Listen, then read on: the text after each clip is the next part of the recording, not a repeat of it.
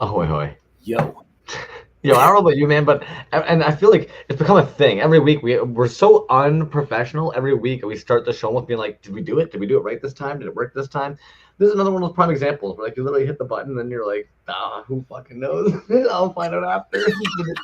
Did it work on time? Did it not? Oh shit. Yeah, exactly, dude. And that's kind of Man. the point that I'm at too. It's like, man, let's start the fucking show, man. Let's just get to it. Dude, Eventually. what up to everybody? Brilliant Demon David Dunn, super terrible Suki, Lynn's the Rat Boy, Sir Collect the Lot, my dude. What's happening? Neck Wrath, recent winner. Hobo Toys, Bliss Receptor, Dylan Clement. What is up, dude? Slightly adrift. Good afternoon. Good evening, wherever you're at. Good morning. Thanks for watching us on the replay. If you're catching it on the replay, SHREK Show, Zimico. Here we go, dude. Did you catch everything? I think I caught everything. I'll admit, this is one of those tough ones where like you never know. Every now and then somebody's gonna get a chance to post earlier, or time stuff was mixed up, so they end up posting something after. So certainly, if anybody sees that we missed something, please let us know. We'll make sure we just kind of do a little circle back. Same as I noticed, a couple of you did like two pieces, so it might be that your piece isn't side by side when we're pulling up the saves, because that might just be that we had to go do a little lap back and grab your second grabbed piece. If that were the case. Pockets also, what's going on? Dickie McFart Sniffle, what's going on? Ashley Alvardo, what is going on? I hope you guys didn't all just leave the live that was going on IG, because I know that they're having some fun over there. Oh my gosh, man, and you're going to see it later if you go back and catch it, but it was fucking hilarious, man. I had debated earlier today. I was like, do I paint my face green? I was like, no, you know what?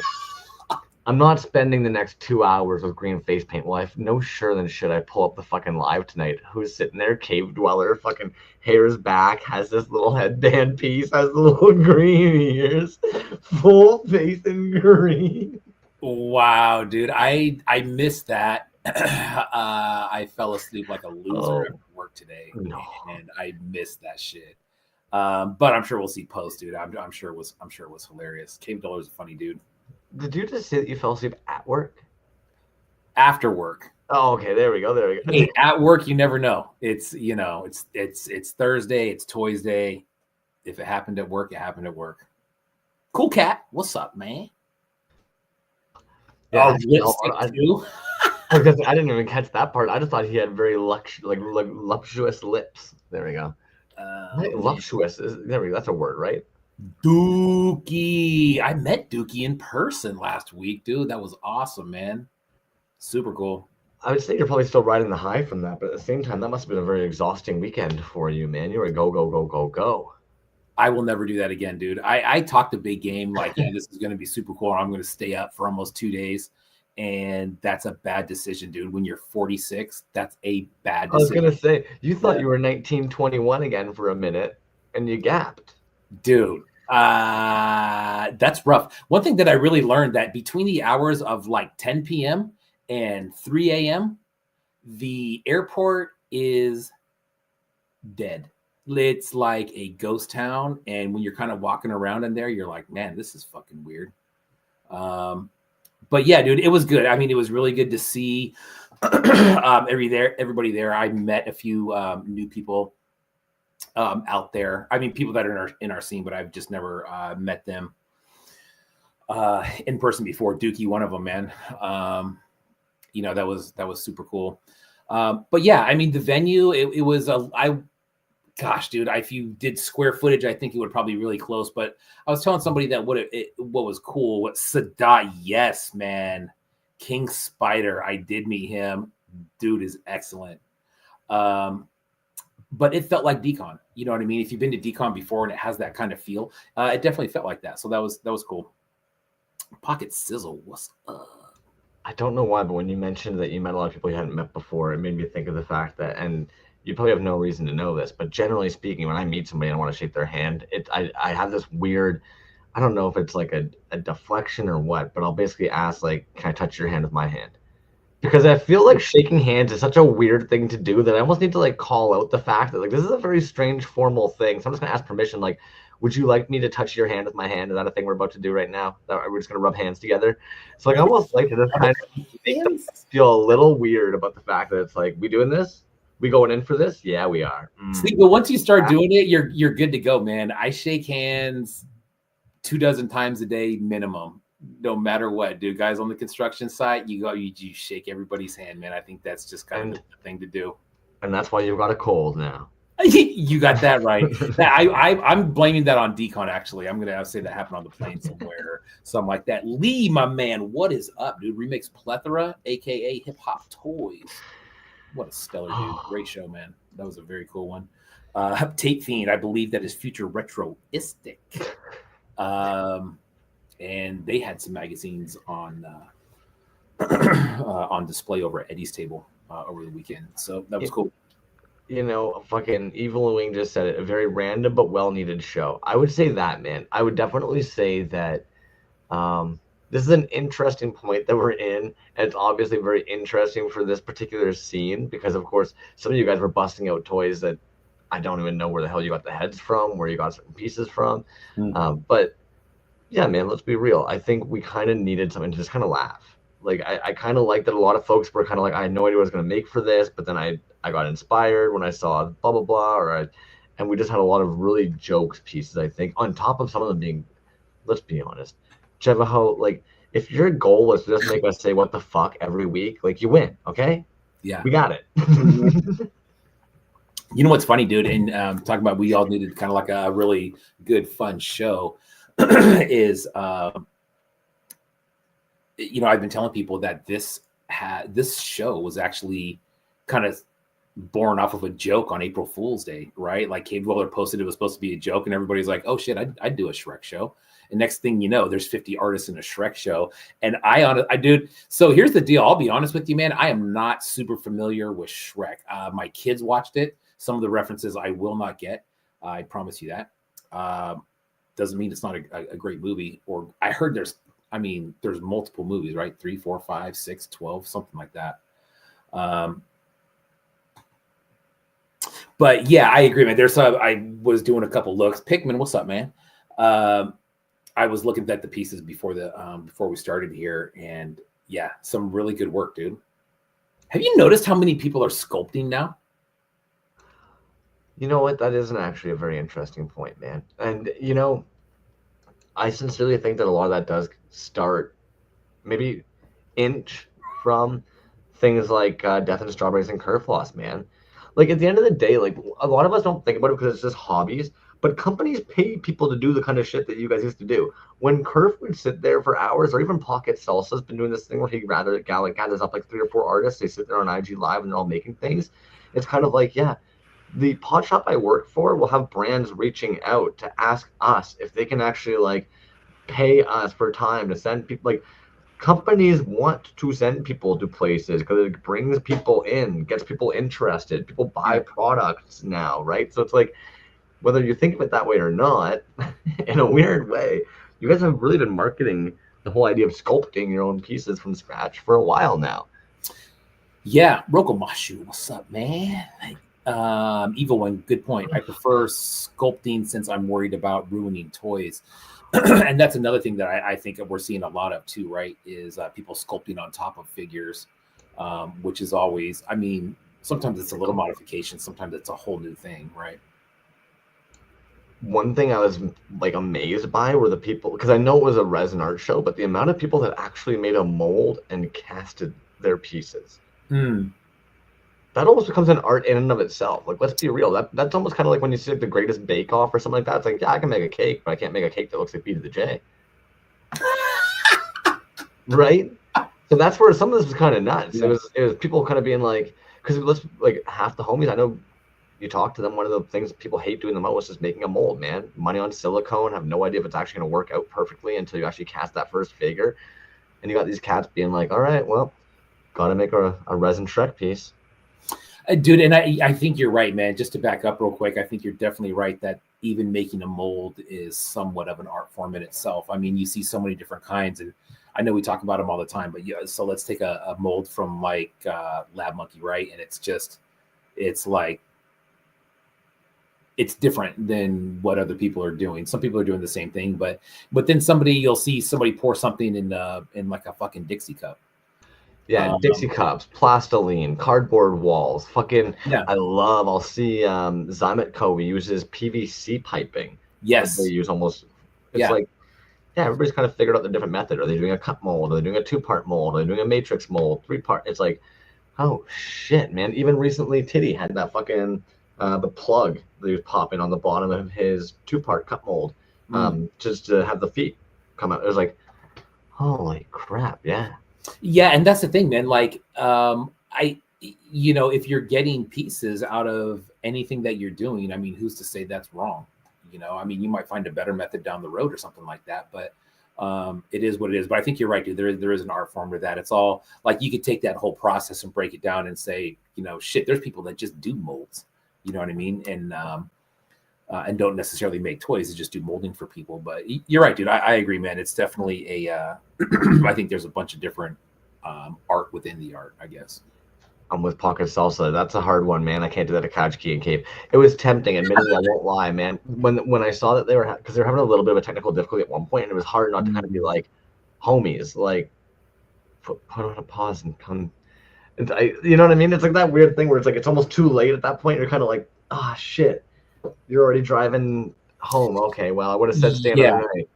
Yeah, straight up, man. And I don't know if we've ever offered it. Maybe we'll put it in a post or something, dude. But if anybody wants to use because the thing is, man, like you can't just go onto YouTube and say, hey, let's just put it on YouTube. It'll be so much smoother. Yeah. That is not a thing. Freshie accounts, it does this weird 24-hour things to make sure that you're real. Right. Well, and not only that, you have to have 50 subscribers before you even throw something down, right? So if anybody ever wanted to use this format for anything, dude, I mean, I don't mind handing you the keys and say, here's how it works.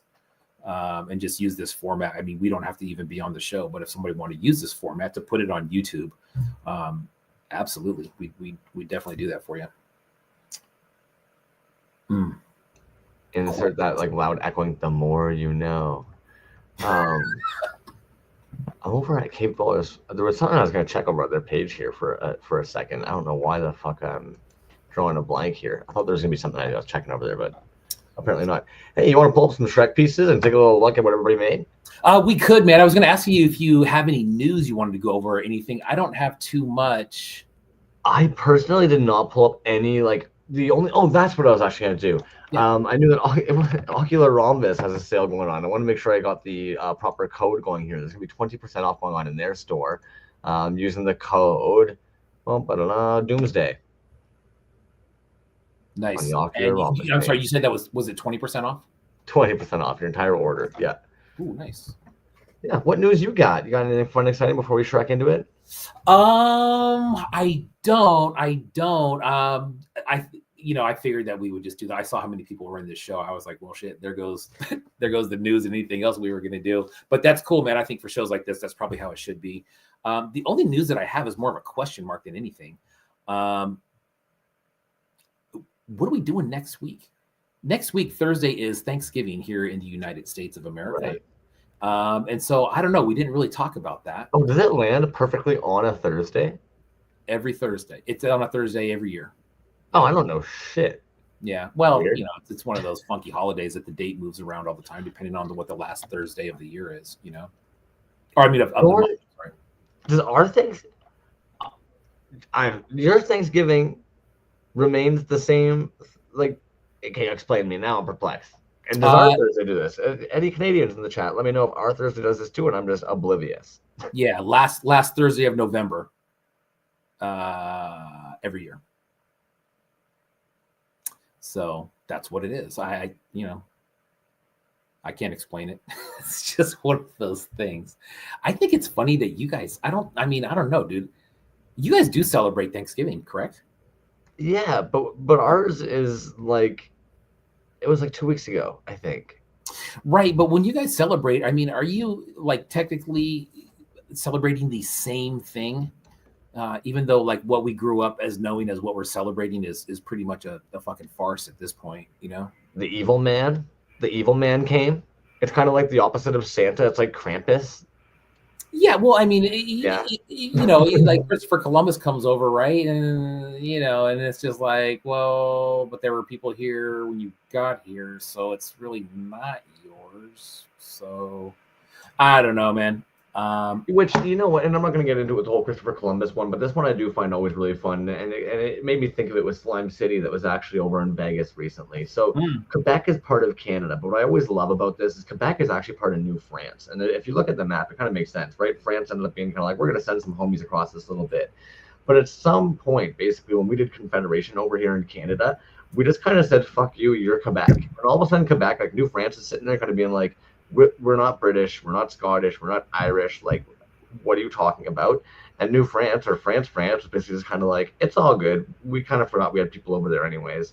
And basically, like New France was looking around them, being like, damn, there's Canadians everywhere. Like, I guess we were just part of Canada now. And we were kind of like, cool, we're gonna call you Quebec. And so yeah, that's basically how Quebec happened. It was just a bunch of people from France that had tried making their own little colony, and at some point we just rounded them up anyways and said, you're part of us now. yeah, Jazz, I agree. I'm much more comfortable now with kind of the way we view things as far as this holiday goes. I don't know about you, man. I kind of was always raised in the weird way of just kind of like we're thankful for like the people in our lives. We're thankful for the things that we have. We're thankful for like the lives we've had the opportunity of living. I definitely didn't grow up in a household where we celebrated taking things. Hmm. Yeah, That's all. yeah. You're right. I agree, though, man. I think it's more of a time just to kind of be thankful for things in general. SHREK So Show, yeah, dude. we'll have to figure out what we're doing on the last Thursday then of the week. If you don't end up wanting to, like, or by that I mean I'm sure you would like to, but if you end up being with some family and stuff like that, and ends up being me and maybe the Canadians will do a takeover. It'll be a big old Canadian Ooh, takeover. We'll eat shit. fucking canned cranberries and Mm, see what happens. We'll talk that out after the show. sounds Some delicious. Shrek. Yeah, what's your favorite part of Thanksgiving? Actually, you know what I mean? For Oh man. Well, besides time off from okay, work, which is always good. Food is always good. My mom's actually in town, my dear sweet mother, your mom's for pretty two good too. weeks. And her cooking is always a hit, you know? And I don't know. Kind of hanging out, man. I mean, since I was a kid, Thanksgiving was always, food and football is what it is. That's what it is. Yeah, you know what? I'm liking the answers in the chat. Anybody in the chat want to chime in your favorite parts? But it feel free. Fucking pocket salsa with I'm thankful for Shrek, Tape Fiend, chocolate pie, which I am not familiar with, but I like the sounds of that, man. Fucking chocolate pies. Neck I'm wrap. familiar with the other, Thank you. anyways. Yeah, man. I mean, there's, you know. Hey, is there a SHREK show going on? Turkey tempura. God damn it, that sounds good. Shit. This guy. These fucking things get me every time, dude. I'm sure people have sent you this and they're like, hey, click on this. It's whatever. And then not that specific dude, but like, damn, he got me again. This was good, dude. Is this King Spider? King Spider toys. Yeah. That is funny. Sadat. Yeah, exactly, dude. Evil Wing says starting off strong. Well, and you know what? Perfect timing with all the fucking shit coming out right now with what's his name there, Tyson in his little locker room. But oh, Snapples, man. And you know what? I haven't seen that in a while. Nice little tinfoil fucking filler. And then just sculpting on top of that. Is that what that is? Yeah. Nice. Hot damn, man. Yeah, Sadat, that was nice, dude. Sadat's so fucking cool, man.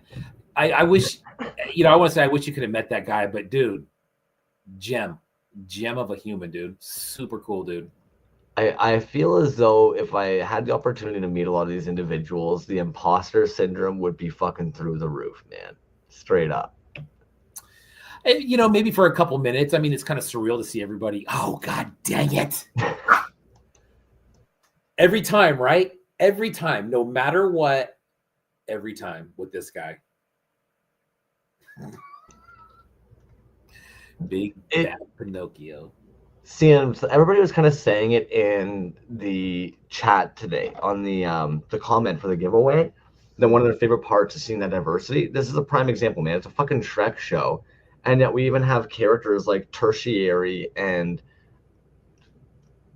onward, like background characters showing up, like this fucking Pinocchio, and then of course Dark Rainbow Style has the freaking crazy wings. The fact that it's got these fucking pink eyes and shit, like homie went right out, dude. Was there more than one picture of that, or is it just the one? Let's take a little peek. I'm curious to see how he made that. If there's any process shots or anything. Oh boy, what is this? We might get some process shots through the week, but yeah. There we go.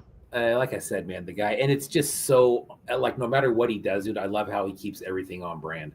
You know what I mean? Like no matter what the piece is, or if it's a show or something like that color palette is there. You know, cool. Consistency, man. Yeah, absolutely. Bliss right on it. But there's a video post. You know what? I think has the box. Yeah, exactly. Neckrath nailed it, man. And yeah, they're even saying again, like they caught this on the IG live show too, having that extra little bit by having the gingerbread man chain on there. I just noticed that. And that looks like it's all original sculpt as well, right? Honestly, man, and that's where I feel like we unfortunately we just lack the info sometimes. But I would imagine if anybody can chime in and knows, please feel free. What I'm curious about is, and they pointed it out on the show too, is like the head swap out. And I'm curious like what type of like articulation method they did to have it the heads nicely swapped. What account was this? This is gonna be attempts were made. Oh, well, yeah, okay. Attempts were crushed. Nice. Nice. Original sculpt, yeah, all of it, dude. And so, man, they must have done multiples of like multiple heads and everything. Is what that looks like. Well, that's just it. Once you start considering how much actually went into there, it's like, god dang it. Ogre kill. That's dope. The articulation was a toothpick in a hole. Nice. Oh, there you go. There you go, man. Fucking Jimmy. Jimmy Folklore. For one, it blows my mind how many of you, for some reason, have a goddamn Peppa Pig mold and cast. I don't know where the Peppa Pig for adults came from, but I'm into it. That's cool. Just to back up real quick, Evil Wing is attempts were made. Yeah, very cool, man. That was super cool work. And then well, again, man, Shrek. The amount of work that went into all these pieces for the freaking Shrek show. Is that the back? That's the back of the card. That's the back of it, yeah. Dude, he nailed the Peppa Pig look, right? On those figures. My daughter was really into Peppa Pig when she was younger. I've only seen Peppa Pig a couple of times. I always found that dad a fucking bit of a turd, man. I don't know what it was about him, but I was always just kind of like, that dad's a bit of a fucking dummy. I don't know. Evil Wing, whose attempts were made, is saying they are making a new YouTube account. So keep an eye out for that. Sweet. Nice job, Jimmy. I'm noticing, and if we're going to talk about things that we're seeing like more happening, more and more soft goods, man. Dude, the combination is always super, super cool. I mean, the last couple pieces that I got from Jevaho to bring him up again have some soft goods on it, and they're super cool, man. I mean, and shit, like we were talking about, dude, is that a art form? You know, probably. You know, making soft goods. For fuck's sakes, man. DNS, dude. DNS? Yeah, this is gonna be Death and Strawberries, man. Yeah. Freaking booty, homie. DNS, thank you again for the ride to the airport, my friend. I appreciate that. Oh, hot damn. Oh, dude, it was super cool, man. I had dinner with Kerf. There's a whole bunch of people there, but Kerf and Death and Strawberries were both there. and they shot me over to the airport when we were done. So that was awesome, man. Appreciate that. That's cool. More sculpt, dude. Their booth at Decon was popping. You know what I mean? People See, they're doing these live demos, and people are stopping by, and it's just all really cool sculpt work. And then Kerf is there casting wax pieces, dude. You know, just right there. Super cool. I kind of said it when we did like the live, man, and I'll probably say it till the day I die. Like that's one of those things where I don't think they don't necessarily always see the credit, or they're too humble, right? I guess that's the best way of putting it. Is because like they think they're just kind of doing their thing, but it's one of those things where it's kind of just like, man, like you guys really don't understand how sparking for somebody, how accessible a medium can really get them on their creative journey, man. And wax is one of those ones that it's so fucking versatile. Yeah. Freaking double click waxing. Bliss Receptor says pencil topper vibes. Good one, dude. Yeah. Do you guys remember Banana Anana, the fucking little pencil toppers of him? Did you guys have Banana Anana? I don't remember pencil toppers. I don't know if we had that out here, honestly. Damn. Maybe. Okay. You're like, well, never mind then. It was this little French pineapple that would basically talk. It was a kid's show with a little French pineapple. This was thinking outside the box, man. So again, you remember when they gets to the little town there, and he opens up the thing, and the clock goes off, and the little people do their little circle talking about the fucking Duloc. Yeah, dude. What account was this? This is going to be Suburban Yeti. Also, I don't know why Instagram does this. You almost have to like refresh the pages. It just automatically says we're just not following anybody we're following. Isn't that stupid, dude? I've noticed that in shows before, and I'm just like, why does it say we don't follow all these people? And then it makes me feel like, so awkward. Right? It makes me feel so awkward sometimes when you're kind of like, I promise we are, man. I don't know what it's fucking saying. Dude, that is... Now, what is that? Does it say what that is made out of? Wood. God dang it, dude. That is wood carved. Great. Now, would this be a typical medium for them as far as the woodwork? I don't think so. Not from what I've seen from their account. Why don't we just hop over? Suburban Yeti.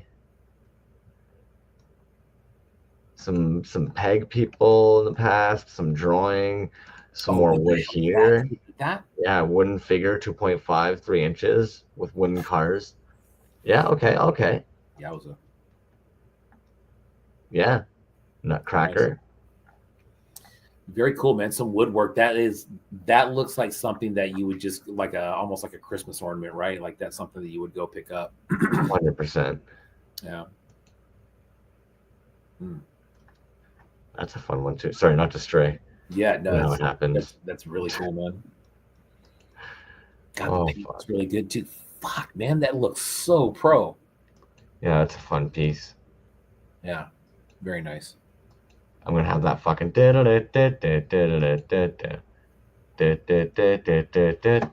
my head all fucking named down. Sorry.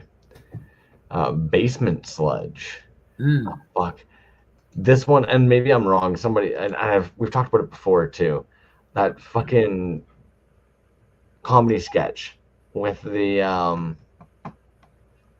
why can't I just remember his name? The weird, one of the weirdos in the chat who also likes weird things will know it.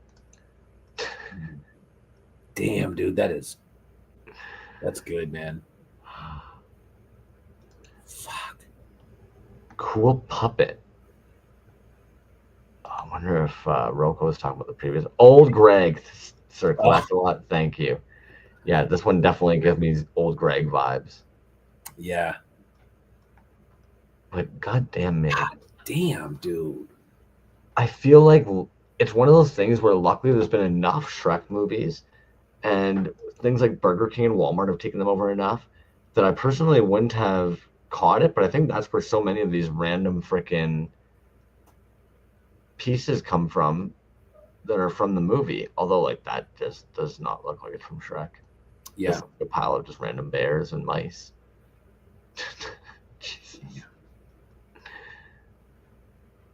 Damn, that's really good, dude. Shit. shit. It's funny, dude. Like the more you look at it, the more little details you can see in there. That's just it, like a creature arm. Is there some soft goods in there that they just went over, or is that all Well, textured? I don't know if that's the soft goods, or we're gonna see him a couple times if it's the Shrek toy that I'm thinking of, and it's got Oh, like okay. a very textured shirt. But it Okay. could be soft goods under there because I'm with you. It looks kind of wet. Yes, that great comment from Pocket Salsa said, "Look at the strands of spittle making it look wet." Little details like that really sell this piece for sure, dude. I agree. Yeah, god damn it. Shrek jizz. Jesus. Yeah, I heard that your fucking group chats were a little off the chain there, homies. Oh, I bet. I bet. I just want to make sure real quick. Did I? No. Okay, good. My mouse lately has been doing this weird double click where it's like I press once and it clicks twice. Oh my gunta! I did not catch that. I Oh, saw that's the it first thing posted. that I saw, dude. That little, Of course it was. the bubble, the bubble. I was like, it almost looked like a button or something. I'm like, oh, maybe they did something over or something. And then you kind of zoom in. You're just like, that's not a button.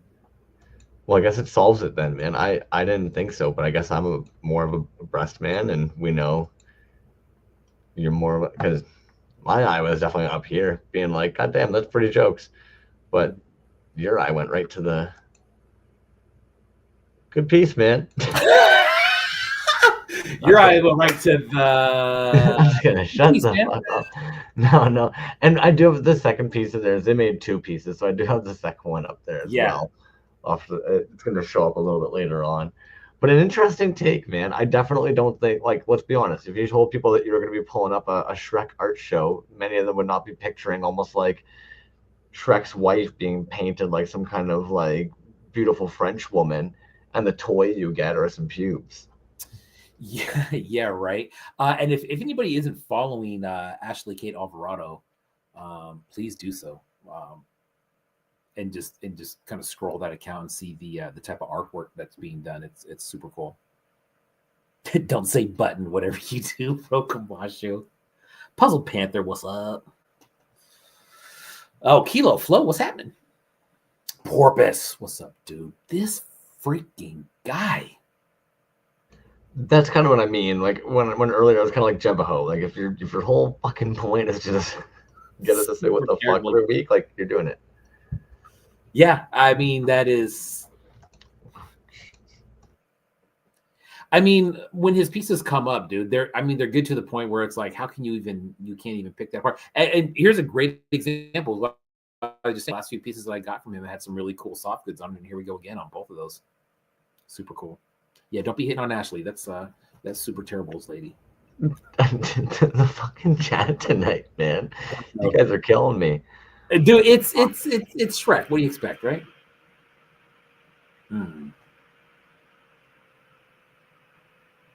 Awesome. But yeah, dude, Jevaho. I'm super impressed by this head, man. I don't know where the hell that head came from, but where the frick do you find a female face of this size? Like, I think that's what kind of caught me off guard. Is it's like that's not a baby face, and yet like that's an appropriate woman's head. It's pretty Fiona looking. It's hard not to be like, where the hell did that head come from? Probably some kind of Pixar movie. Great. Also, Ashley was saying everybody is sleep deprived, and you know what, dude? I think for whatever reason, maybe it is what it is. Maybe it's just randomness, but I think that's a pretty consistent theme. That's a consistent theme from what I heard. I saw a lot of people posting where it's like, "Hey, this thing's coming down to the wire," you know. The details, my man. The details. I was gonna say, right down to the teeniest touches. What? I didn't know he had 4 arms. Yeah, I was just gonna say, where'd those 2 other arms come from? Jesus. Sorry. Earlier I did not get a chance to click through it. I wanted to watch the live with them, and I was trying to get these all pulled up and tucked into a save folder, but I did not notice that he had the 4 arms, and I did not notice that she, for some reason, had olives. You know what's interesting about Jevaho, dude, is like you never see process photos. It's just straight fire every single drop that he comes out with, and this is no exception, man. That's a great one. That almost is that a man at arms? I'm sorry, Mechanic. That would be a Mechanic club, I believe, is what that is, or something similar in the left hand, lower left hand, I should say. We'll see. And when you said like the Man of Arms, like I was wondering if that's where this guy came from. Isn't that like the Power Glove from one of the Motu dudes? That could be maybe a Fisto. Okay, You know, right. possibly a Fisto arm or something like that. But Pikmin's vinyl. I wonder that daily.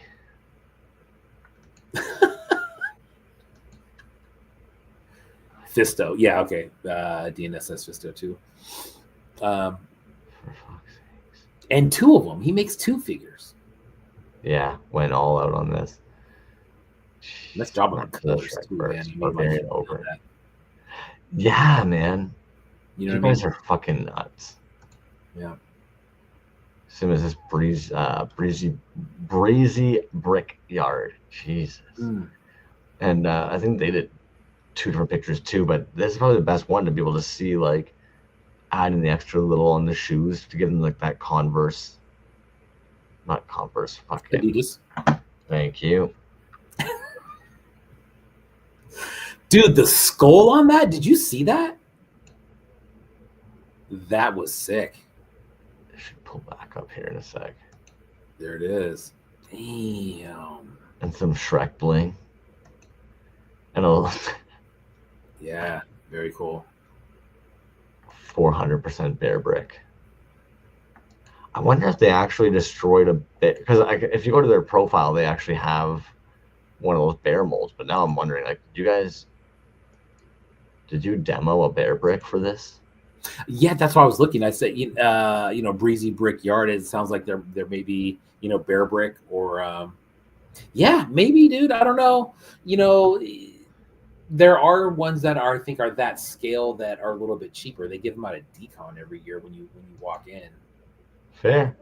Yeah, but that's God dang it, dude. That skull is nuts. Yep, I was paying for the shell shoes.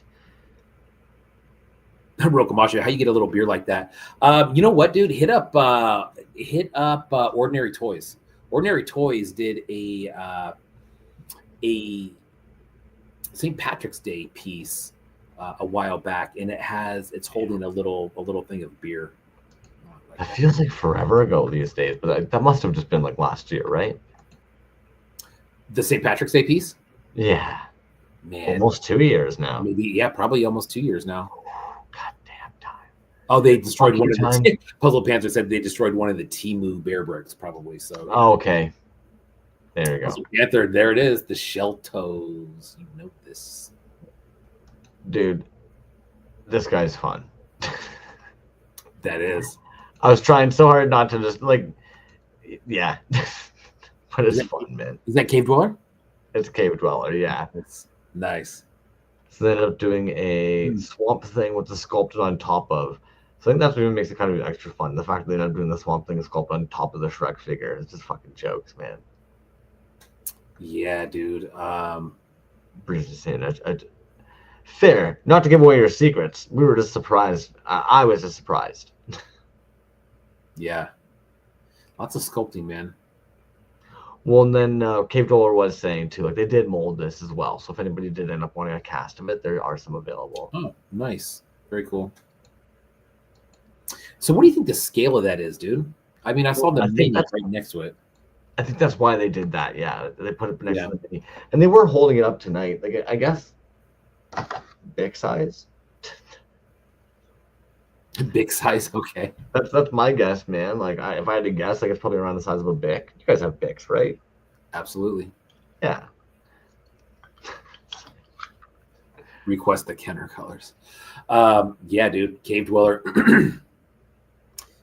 Cave Dweller and Kajiki did a hell of a job on this one, man. I mean, like I said, going from something that kind of started off as a joke to following through and putting something together like this.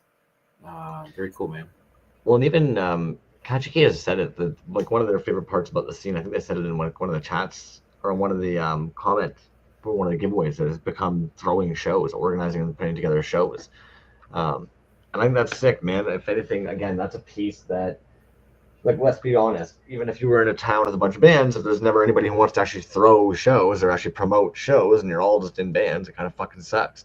So it's like we need people like that are down to actually put together shows, man. And unfortunately, I think most of us, like, the idea of actually gathering up and talking to like 20, 30, 50 artists isn't necessarily the most like, yeah, I'm excited to spend all my free time for the next 2 months talking to 50 different people, making sure that they've got their shit together. It's like, Yeah.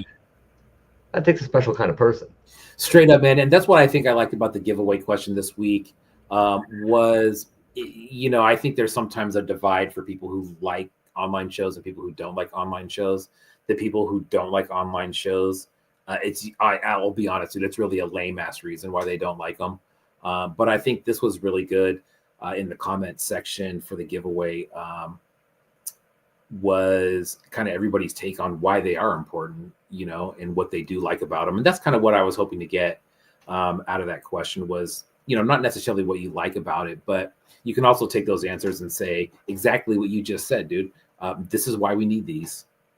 This is why sometimes posts aren't enough. Sometimes you need a bigger stage for a little bit, but I like what everybody was saying. There was a lot of people saying, hey man, this gives me a deadline and really kind of puts me on the clock, and I gotta really push and kind of challenge myself. And I mean, fucking A, that's in every category of your life, right? You gotta stretch it sometimes. I'll admit, man, I'm personally a big fan of accessible art. I think everybody should have the right and opportunity to be able to access art. And I also think that everybody has the right and opportunity to have their work considered art.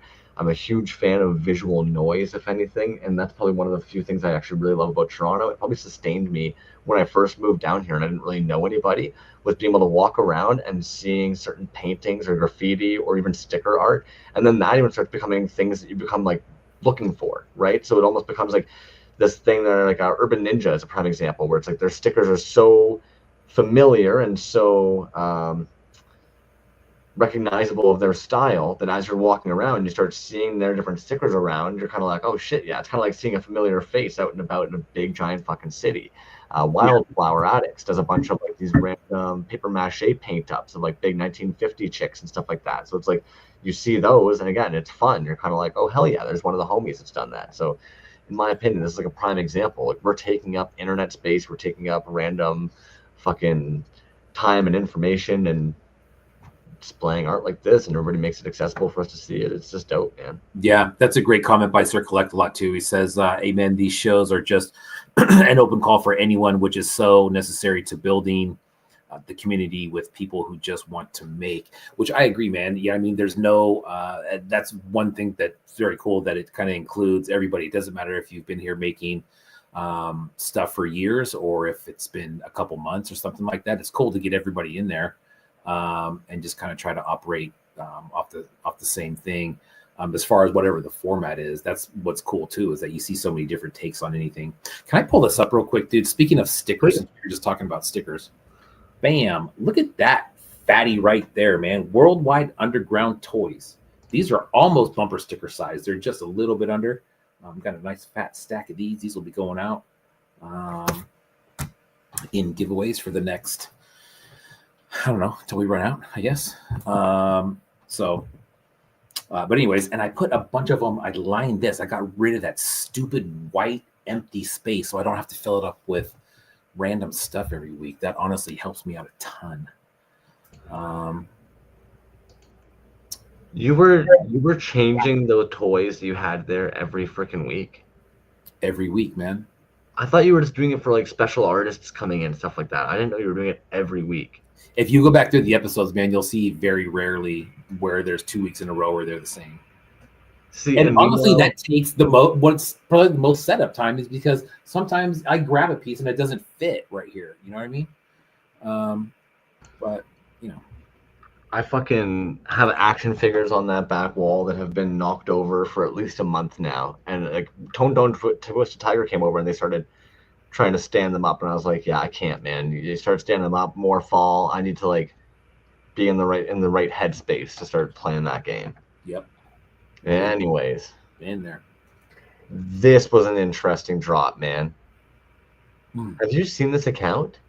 What account is that? This is gonna be Noob Dojo. I've never heard of that account. Check this. Oh wow, they're all about the fingerboards. They make fingerboards, Oh, that's a trip. right? I don't know if I've ever seen that.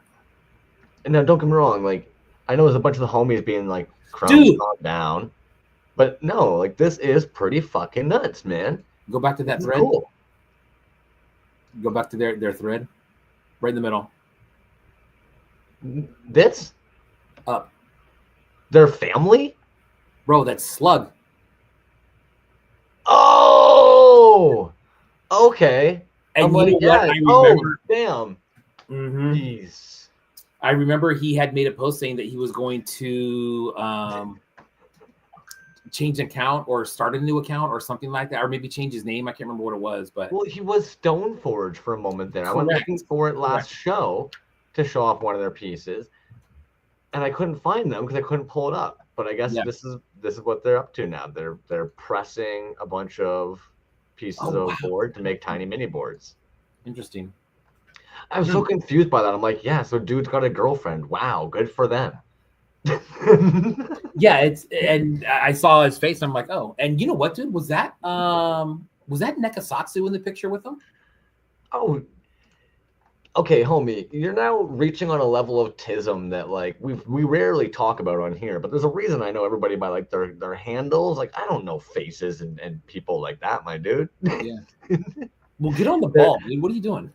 Their work, sure. Their humanism, whoa, what? Yeah. That's cool though, man. I honestly I don't know if anybody else, and maybe it's just because we're not really in that world of fingerboards and making them, but I mean making those from scratch, that's pretty awesome. That art is funny on there. Well, it goes back to that meme that we saw in like that first one, man. I love that like they just whipped it up like their own style, did it quick. Joke. Dude, I like his little basically recipe down there. $30 teak wheels, $10 China trucks. That's really small. I can hardly read that. Kilo, thanks for the update, man. I will make sure that we hop over to your page, dude. Absolutely. I will my tiny little brain will rub some rocks together to make sure we do that in the background while B and I are chatting here, and I'll add it to the saved. I'm gonna mark it down just in case. Yeah, that's what's up. See, B's got these big giant fucking boulders that like one little rub and like the spark is there. Crumbs has these tiny little pebbles that you're just rubbing it like sand basically. Sometimes a spark hits. A Puzzle Panther says you got to look people in the eyes to recognize their face. No, thank you. Yeah, okay, honestly, and this is gonna sound terrible, but there was actually one day where like I was dealing with an individual that they're clearly have a hard time hearing, and they're so used to when they're speaking, people have to look at their lips, and at the same time, like I can't look at faces usually. Like I'll actually typically look down at the ground, especially if I really need to hear what you're saying. And it was one of those issues where they're kind of like, yo, stop looking away, look at my lips. And I'm sitting there being like, I'm trying to fucking hear what you say. I can't look at your face if I'm trying to hear what you're saying. It was just a mess, man. Anyways, Kachiki. Kachiki, man. Very nice. He had this is that shirt material of that first toy, or one of those toys that we were seeing with something pouring out of it. That was what I think they were doing there. Was actually they had a bunch of it was actually this material, but I could be wrong. Nice. Very cool. Yo, Lynn's the rap boy. That is what's up, man. And what's actually kind of crazy, dude, is how impressive some of you guys have become on doing that shit. Like doing kickflips keeps you calm. It's like, yeah, I'm sorry. The fact you just sit there just doing kickflips with your hand while like doing other shit or talking to somebody else or reading something, impressive. There was a booth at DesignerCon where people were doing that, and I now that I saw that they were being made, I don't maybe that's what that was, but they had a whole like little skate park that they were working on. It was kind of cool. FKD, don't worry about that. Are they alphabetical? You just relax. We'll get to yours. We'll get to yours. I'm sorry. So sorry, man.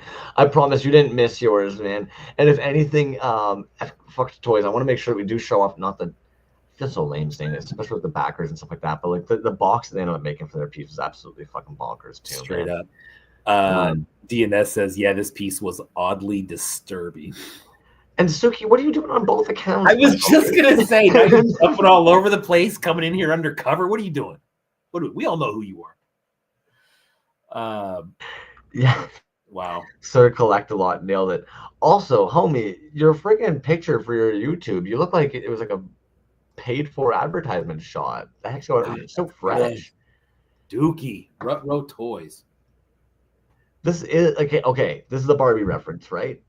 A Pink Beauty in classic package, which also that was my nickname in high school. Oh, that's cool. Sorry. Anyways, I was just making. Yeah, dude.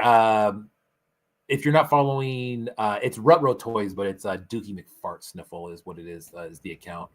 Which good luck for getting that name, my dudes. Yeah, just punch in Duke. It'll come right up, I'm sure. But this is another good one, man. Damn. Well, and what I find interesting is they're like my entry for the SHREK Show, a Pink Beauty and classic package. Making the digital mock-up was almost just as fun as the construction of the figure, and it's like, okay. Is this an all brand new designed figure? Let us know in the comments, Duke.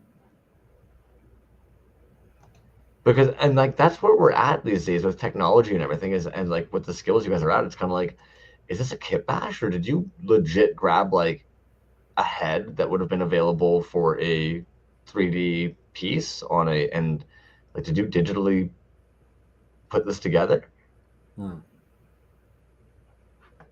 Nice. And also, what's the scale? And also, what the hell? Like, because I was even looking like, I'm sorry, this body would be great for so many other pieces. Let's be real. We all definitely know resin cast, all new silicone mold for the show. Jesus. Nice. But like, this is a great fucking body, man, for any like other figure. Yeah. Dookie with SHREK Barbie, hot stuff. Yeah, dude, killed this. Oh, found the head in the wild at 5 and below. I just want to make sure I didn't. Nice. See, and this is when I double click, man. Damn. Just gotta get a new mouse. I've been debating ripping mine open. I think there's a bunch of like fucking stem crumbs or goddamn resin or something in there. That's what's making it sticky. I swear. Jazz probably has other ideas. Body is Andre the Giant from Princess Bride. Oh damn. Shit. Yo, that's smart. Nice one, Dookie. Very cool. Yeah, that's a good one, man. I would not have put that together. Straight up. That's cool. And again, like, on the textured shirt on this one. Damn. Yeah. Fuck, that's good. Like, I wonder if that was a Burger King or a McDonald's piece at some point. That got some love on this show, man. Yeah. Damn, that's really good, dude. Sherler Moon. The fucking hair. Oh my goodness. Wow. Now, I'm not familiar with Iken. Oh, Iken 619. Yeah, dude. That's an instant follow. Okay. Straight up. Solid work, man. I don't know what the hell I'm doing with my life. Yeah. But look at the paint on that too, man. Holy crap, right? Well, and I'm actually just looking at this bow part here and all the things that come together. Like I think this is almost like a little brooch or pinhead or bead or like, Jesus. Yeah, I wouldn't have thought to do a Sailor Moon mashup. Yeah. Good reach. Jesus. SHREK bootlegs. Bro. Baba Yaga, yeah. Reminds me of the Arthur episode where they're afraid the treehouse is a Baba Yaga. Yeah. LRH bootlegs, man. That's another one. That's Leon Hart. Has always been good to the show, man. Donated a few pieces for giveaways and whatnot. But I was gonna say, what a fitting name, right? With the heart, because dude just has such a big old fucking heart. Yeah, dude. And you know what's cool too is that we were talking about people getting in online shows, and some use it as a way to kind of push themselves and do something a little bit different, dude. And I would say that's what this is, dude. This is, when I saw that account come up, LRH bootlegs, I was actually surprised. I'm like, wow, that's different for what he normally does. He usually does lots of 3.75s. He does some carded stuff. But dude, that's very cool. Shit. Well, let's be real, man. When like you end up telling somebody either tomorrow, when you're kind of like, oh yeah, I was hanging out with the homies for like 4 hours watching a bunch of Shrek Show for an online art piece, this is probably not what comes to mind. Right. Right. Man, that It's is like, good. yeah, you guys don't. And what's it even holding there? Babbling away, almost missed. Buddy's actually got some little person hanging in his hand too. Yeah. Oh god dang, yeah, you're right. Man, that's really good, dude. That is really good. Fuck.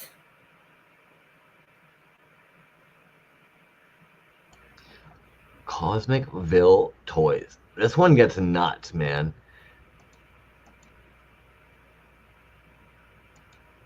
Like, did you check this one out? It's kind of fucking morbid, but in a in a decent way. Like it's fucked. Oh yeah, dude. When you look at that head, dude. The the nose and mouth of him coming. Oh my god, look at that, dude. Like he's wearing Shrek's head as a mask. Straight up Shrek's skin mask. Well, meanwhile, Shrek's face is put in together for the ass Oh, part back here. bro, that is wild. Like Wow, it, man. it's a fun piece. Dre says Cosmic went dark. Yeah, you got that right, dude. But that is sick. Well, and that's what's tough is it's like, damn, this thing is great and nuts, but holy shit. Yeah. Fuck. Dude, just in the Which last two pieces we've seen, dude, look at all the detail that's going on, dude. That's nuts. one for the entirety of it. Like, and we're gonna see more of this throughout the show, but the whole base, background, fabric, building a scene, really. Exactly, man. And you know what? It's like if you tell someone that you're into toys or independent toy scene, um, that and the previous piece are not what come to mind. I don't think that's what comes to mind for anybody. Yet here we are, and they're so dope.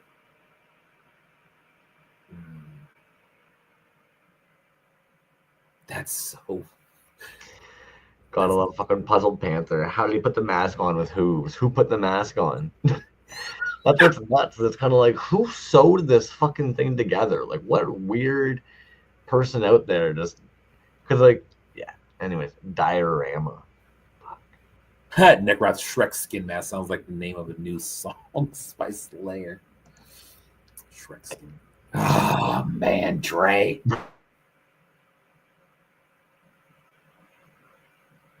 Dude, when I saw that, when I looked at it, and I just kept staring at it, like, what the hell is going on here, dude? Right. Well, and like they kind of called it even on the show. Gotta love the fact that they ended up turning the little, Oh, what do you call those? Ear nubbins yeah. into eyeballs. And actually, like, dude, there's something about the fucking way that these have the mandible almost like it has like that like fucking bulbousness. It's Yeah. and gross because spiders. Yeah, super terrible toys. Maybe that's even what it is. Ashley Alvarado. Yeah, legs for days. Oh man, that's good. Good luck molding that one up. Yeah. God dang it, man. Man. The placement even of like these. Dude, the paint work in the eyes. Oh shit. And then he does some UV. Dude, look at that shadow. What a great picture, Dre. Yeah. Damn, awesome, dude. I love that. Yeah, that's fantastic. He Airbrush. said scroll pics. Like, hey man, I got better ones in there. Oh man, that is awesome. God. Really good paint, man. And the UV paint too. Little chef's kiss there. Yeah, it's almost like either dude, did you do a dry brushing of the UV or did you pop it under and do a wash over top? Oh shit. Look at all these different looks that he's getting, man, from that same piece, and just by placing it in different placing it in different ways. See, and that's actually something we don't talk about often in the show, which is kind of bizarre given your page. We never really talk too much. So we did about Snow Bro, but how these pieces are often photographed, man. Mm, Because that looks like an art form in and of itself. Trying to fucking dry brush over looks fucking dope, man. yeah. Nice. Even the nice little highlights it actually gives in the light too. That extra little pop. Wow.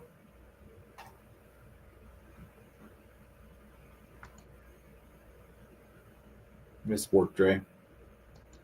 You know what, dude? Everybody nailed that green color. I'll tell you what, man, that like, that green has been on point with everything that we've seen so far. Yeah, the SHREK green. Yeah. The creases and the light detail. Yeah, agreed, Dookie. Mm-hmm.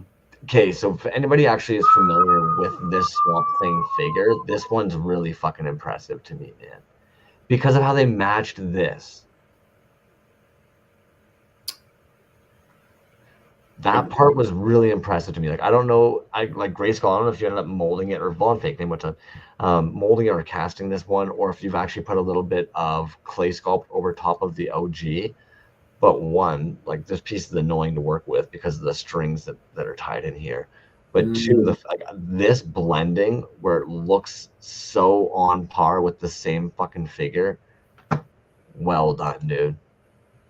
Seamless, man. You know what I mean? And that's that kind of Yeah, sculpting over something, and I think that's really a credit to all the artists, right, who make that look seamless. Hurt does that sometimes, and it always looks like it's just one. It's just one original piece. Look at that face, dude. that's what's killing me right now too. That like just good old happy Swamp Thing lumbering through, like Yeah, fucking. God dang it, dude! Killed it, man. nice vest too, and good picture. I mean, with the background and whatnot, very cool. Nice job. Absolutely beautiful, man. And like I don't know if you did a black wash over that as well, or if you did a big spot Mm. like a muddy brown. Looks like some flocking in here. Again, Yeah, dude, just tiny little details that you might, I don't know. it really brings out the. So now they always did they repaint that whole thing then? I would assume so. At least they gave it a little wash over. It's normally a little bit of a lighter green. Here, Yeah, it looks really lime good, green. man. It really brings out the details in there. That's one thing that I like about doing like a black wash or whatever kind of wash over it afterwards. Is that, man, it makes those details just really jump out. And green stuff's one of those things that I feel like that's becoming more and more utilized as well. A lot of the miniature makers used to use it. Yeah, Solid piece, dude. Anybody's not familiar with Grayskull, Canadian, so obviously going to be fucking amazing. Gray Skull says yeah, it was a repaint. Really good, man. That was the vest on that was solid too. The mud pit. So like, and I don't know, like for individuals like you who would have had Motu as a kid being a big thing, do you find Motu crossovers sometimes almost hit like a special nerve for you?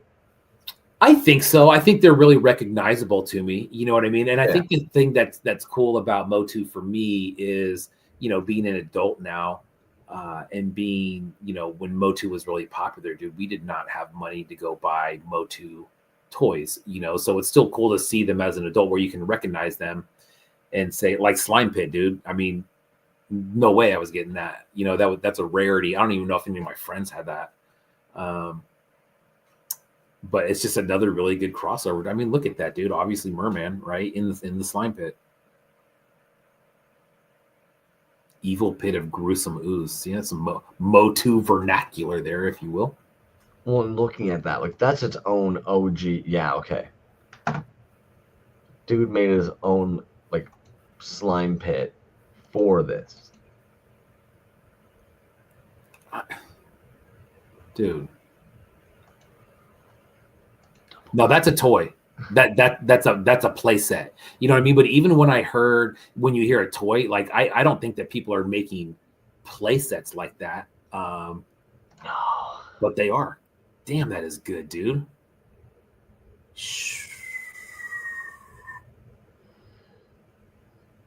Nick Rass says Motu forever. Yeah, man, I feel you. That was the shiz when I was growing up. Still is to me. I don't think I would have the patience to clean the slime off of my toys afterwards. Yeah. Puzzled Panther. I never knew anyone that got a play set of any toy line. Same here, man. I had one friend that had everything of everything. That was the only dude I ever knew that that really had that stuff. But it's funny about that now as adults, right? You see, I mean, you can pick up a real slime pit on eBay any day of the week. Well, it depends. What account was that? This is going to be Brave Creations. Gosh, I don't think I know that one. It would seem they are going to be across the pond. Gotcha. Yeah. Creator de Muenesos. Nice. So I'm guessing, I want to say Spain or Mexico. Well, Kajiki knows what's up. Yeah, honestly, dudes, like, you guys picked some fucking killer artists for this show, man. Yeah. This was another one. And actually, I think this would have been what they were looking at right before we ended up hopping on, actually. Which is going to be fucked toys. And dude, right from the whole base to the figure. Snork. Did you guys have Snorks up there? The cartoon? See, and admittedly, I was intrigued. I was overhearing Cave Dweller talking to Kajiki about the fact that there's Smurfs but underwater, right? Basically, Snorks. Yeah, I don't know how long they were on for, but that was a little random one. Sounds rad as hell, and I definitely want to learn more about them. And I will probably end up waking up tomorrow and watching them in my beginning part of my day. There you go. I bet it's out there. Hurt and I the other day were talking about a little block of cartoons that used to come out, dude, and it would be like Smurfs, Snorks, and like Gummy Bears. Remember Gummy Bears? That was another good one. And not to be a weirdo, but if we're talking about cartoons, anybody who's got little ones out there, I don't know if it's the same over in the States, but I don't have to like plug shit like this, but did you know Pluto TV? This is a bunch of like random free cartoons and shit that play all the time for people. Yeah. Kajiki said Smurf ripoffs. Which, I mean, let's be honest, in the bootleg scene of indie toys, don't we want a bunch of fucking Smurf ripoffs? Yeah. If you had friends underwater, who would you know? I'm not sure if I'm rattling off that whole tune, man. Oh, jeez. Okay. Yeah, that's awesome, man. Amazing. I wonder what the next show is going to be about. Yeah. Oh, that's and dude, let's be honest. I mean, FKD doesn't put out a ton of stuff. That box is freaking amazing, dude. He showed me that a while ago. It's just kind of like he didn't even have anything produced yet. It was just more of an idea. So I think this is where every now and then the homies kind of forget that they have homies in this scene they could be collaborating with, that every now and then you just kind of forget where their skill sets are. We all think of each other as toy makers, but some of us are like homies doing fantastic work like this. It's like, God dang, man. Yeah, that box. That's a piece in and of itself. That box is looking super pro, dude. Leave it to a bunch of dudes to sit here talking about box for 10 minutes during a SHREK show. Yeah, right. But there's another element to it, right? Is packaging. Yeah. You can either bag something up or not do anything with it at all, or make a crazy ass box like that. Remember when Rainbow Yawn? Remember back in the day when Rainbow Yawn was giving like the tutorials on how to vacuum form your own fucking blisters? Yeah. To put on your backers? Jesus, man. Yeah, Suki absolutely killed this, homie. From the sign to the frickin'... Where'd you get a sticker from, my dude? Yeah, that's cool. And see, and bam, dude, there we go. FKD, I need to talk to you about a box for Chum, which is Pocket Salsa's new vinyl piece with Toys on Tap. And it looks like a shark cage. Don't let me forget. That's a great idea, dude. Oh, man. Oh, man. Oh, God, Ashley, that is a great idea. Show idea. B and Crumbs match up artists to do collaborations. I like it. Who did this one? It's going to be El Lobo Bandito. Nice. A fucking Logan Wolverine, Shrek Vereen. This is my swamp, bud. That's funny. Oh, fuck. If anybody loves Wolverine out there and thinks he's probably like one of the dopest, best X-Men, just a heads up, it's likely because he's Canadian. This is gonna be an on-running thing from now on. Sorry. Dude, really good paintwork again. I wonder what the scale on that is. I wonder if it's one of those larger X-Men figure or Oh, good call. Yeah, because this could totally be like in the Toy Biz size, or this could actually end up being almost like 12 inches, depending on what the hell we're looking at. This could be actually one of those like big, tall yeah, Marvel figures. yeah. Your man's Puck. Ooh, Puzzle Panther. I'm gonna have to look into that. I'm curious now. And check that out, dude. Tape Fiend, which is a future retroistic magazine. Original Cash brand is what you're going to want to look for on IG. I'm planning a show for March 23rd, graffiti and toys. What a great idea, dude, because that's what that magazine is all about. And that is 100%. a dope ass magazine. Oh, there we go. Alpha Flight. Alpha Oh, Flight. Duke. Duke, you put me to shame, man. Right on it. Boom. Bootleg Austin, we just went by your piece, dude. Very nicely done. Yes. Congratulations on an awesome show, dude. People are loving it. There's a ton of killer work in this one. I've got to say, too, I was loving the fucking makeup get up today, homie. You were absolutely killing it. And the fucking. I commend you because that takes some cojones to know when to go into that. Who is this? This is going to be Mecha Guyver. Nice. Holy mackerel, I nearly bit off more than I could chew by using an airbrush for the first time. Oh, fuck off. Wow, dude. First time airbrush on that. Right? It's like, no. The results are mildly fin credible. Oh my god. At the very least, he's better than these jawful. No, I love puns, man. Loving this. But seriously, I can't wait to see what everybody else came up with. No, it's good, dude. Mecha Guyver is... Dude. Good touch. Wow. Yeah. And now this also leaves you to wonder, too.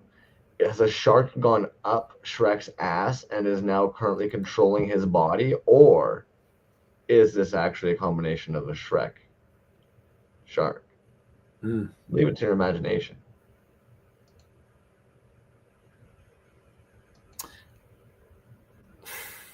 Dude, on the scale on that, I bet is just kind of large, just from it being, with the tail at anything, no matter what scale that is, that's a significant piece. Well, and again, I'm picturing this being some kind of a McDonald's piece. That I keep picturing almost like, I want to say it's like 3.75 because it's going to be chonky, because it's going to be one of those like McDonald's Happy Meal toy pieces. But like, that's what I'm picturing, man.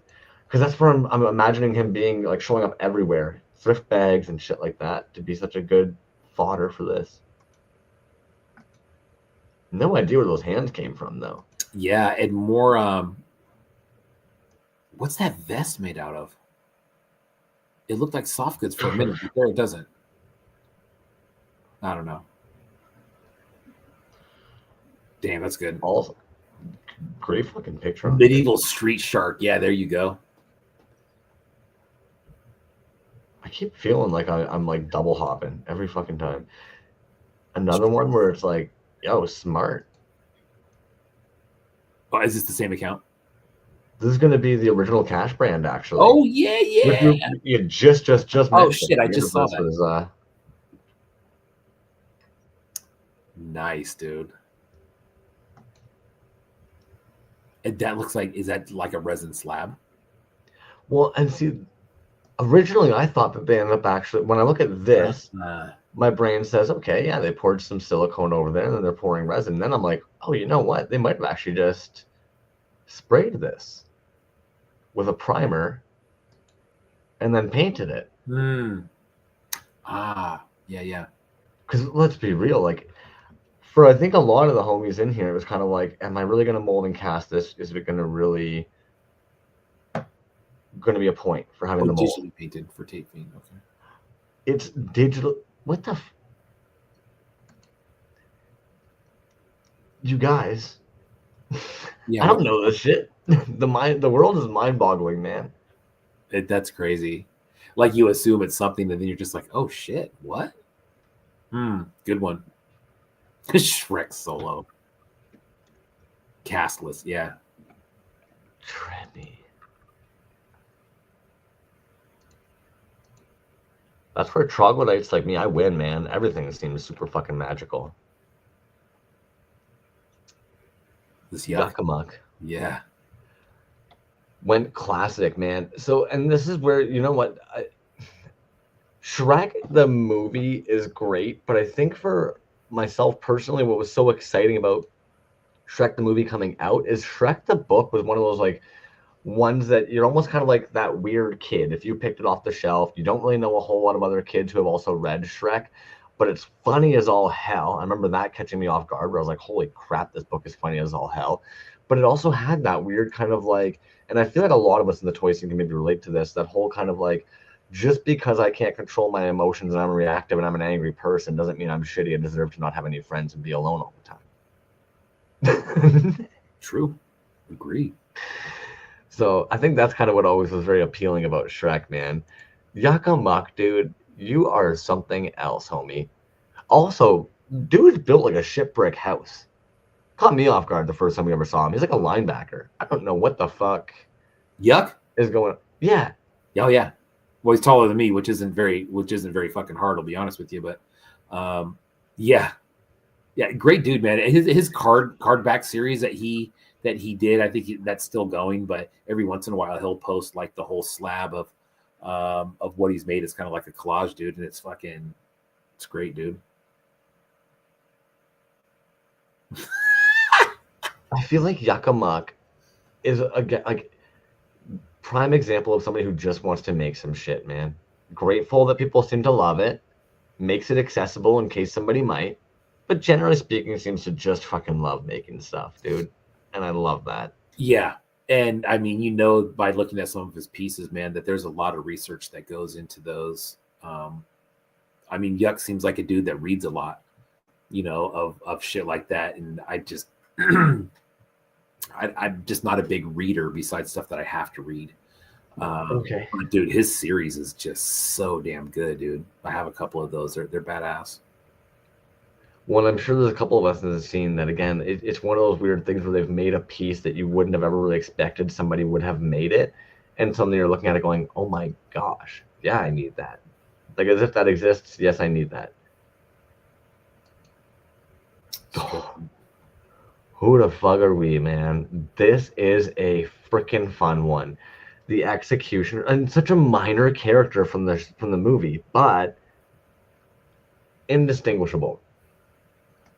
Nice. Recycle Galaxy, what's up? I love the account name, dude. I remember when I first saw it, I kept on saying, "Who the fuck are we?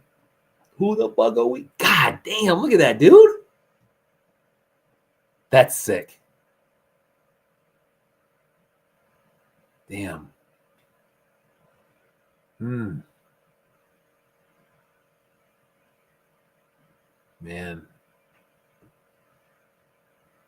God, that's good, dude. Now, what do you think this is? As far, does it say like original sculpt or? So this is where I feel things are really tough, really like the custom work, dope piece. Yeah, Warhammer, there we go, right? Because that's where it gets tough, is like you're trying to look at the scale, size, and it's kind of like, where did you get the pieces from for this? And then unfortunately, like not unfortunately, digital makes things a lot more difficult. Mr. Incredible base. Good call, man. God damn. See, and oddly enough, I know it's terrible, but admittedly, it even says in here, like, my boy Thelonious is ready to come over and torture various baked goods with you. And the moment I read that, I was like, oh, he needs a bong. Someone's just got to make a little bong accessible. Oh, man. Baked goods. Yeah, sorry.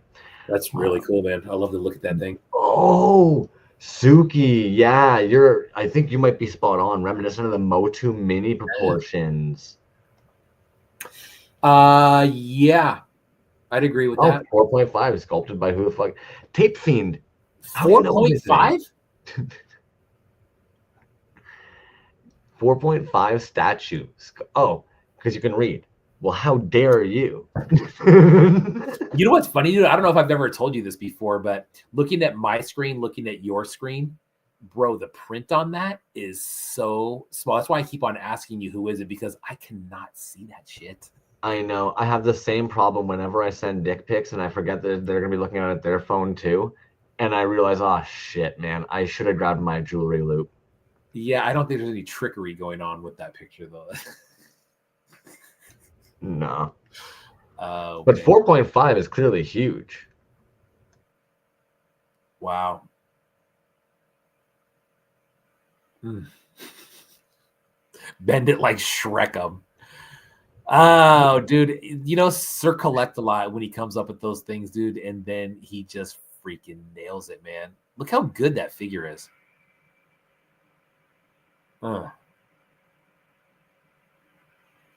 And again, I don't think we really touch it enough. But the fucking one, the backers.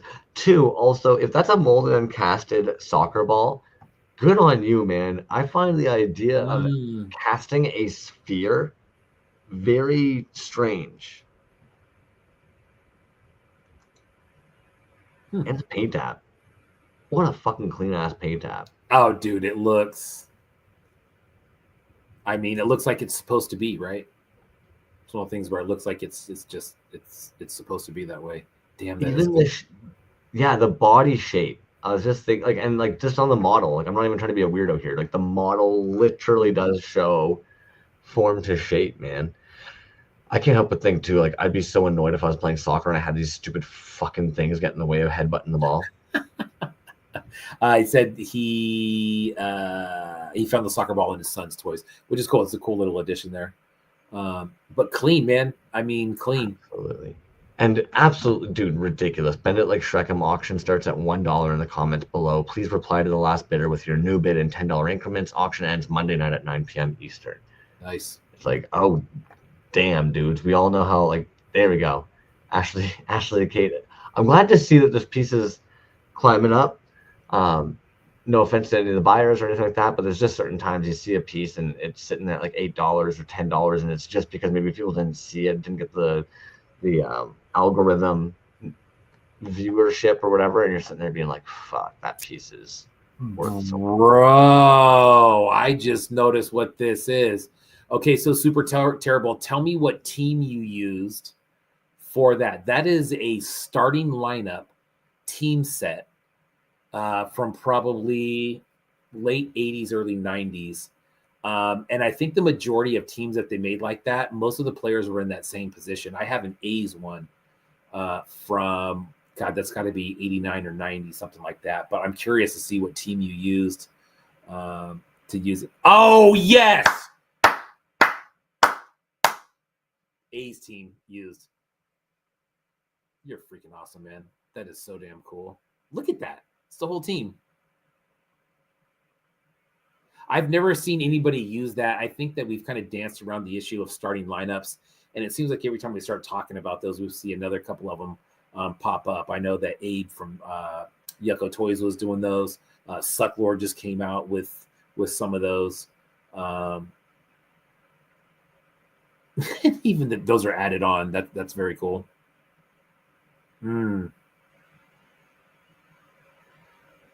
Dude, and they even made a scoreboard. Wow. It's fantastic, dude. I love that. For me, I think a big part of it is the seamless combining of these two things, man. Like, all from the arms to the heads. Yeah, man. Getting the fucking little tails and wings on. Oh, jeez. Oh, God. With the gum. That is funny, dude. With the wood border, that would be 1987 Topps had the wood border. It's not that exact card, as a matter of fact, but they did have a wood border. Who is this man? Dude. It's so good, dude. It always throws me off how you love toys so much, but you love sports so much. Those two things for my world just do not combine. They don't cross over. Yeah. Oh God, that is good, dude. But you know what, man? You're into a lot of other stuff that I super appreciate that I never got into, and that's what's cool about it. God, that's good. So okay, so we got the set right there. There's obviously a ton of work in there. Even the base is repainted, all that stuff, man. The uniforms are repainted. I think there's you can see in the pants that base gray that might be original, but there's definitely details that are painted on there. The scoreboard, the cards. What a freaking complete package. Dang. That's what she said. The gum. I follow a guy who opens up packs of old cards and he eats that gum, dude. I'm like, bro, that's like 30 years old. You probably don't want to eat that. Maybe even it's probably 40 years You old. You got to, man. The reality is like 9 times out of 10, the gum is just, it crumbles, it crunches. There's something appealing about the way it just kind of snaps against your teeth. And then honestly, it has no chew to it. It's almost kind of like when you get any kind of stale gum, it quickly just turns into like that weird fibrous, like powdery, like slime that you just swallow back. It's oddly fucking great, man. I buy vintage cards just for the gum. Dude, that stuff can you go back to that real quick? There's something else I want to point it out that Super Terrible had pointed out. The 3 umpires as blind mice. That, my friend, that is money. You know what, dude? At the beginning of every game, at least in Oakland, RIP, when they announce the umpires of the game, everybody in the crowd likes this sound. They go, well, here's third base umpire Crumbs. Everybody goes, boo. But the announcer starts playing 3 blind mice, dude. It's funny as shit. God dang it. That's Super Terrible is actually saying too, the base is going to be actually all glow in the dark and UV reactive. And he's like, read the stats. Okay.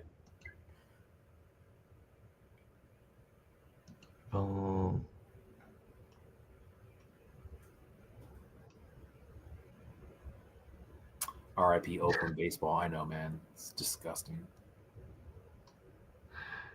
Oh, there you go. The fucking missed calls. They can guess. Oh man, look at that. So Crumbs, what they do is sometimes when they set up, they do it a lot now, is in baseball, this box down here is basically the strike zone, the square, and then it's got all the red dots. That would be the pitches. And they do this thing called like pitch cast now or something like that. And they show where these things are going, and those are supposed to be strikes. Look how far some of these are outside the box and they're getting called strikes, dude. God dang, what a great piece. Super Terrible is going to be on the show in the next few weeks, man. And we are definitely going to talk about this. Well, I actually got a little bit confused when you mentioned we didn't know what was happening next week, because I thought we had a guest already scheduled. I thought it was Super Terrible Toys was coming in. We already bumped them for the SHREK show. They went to the 12th, I think is what was that happened.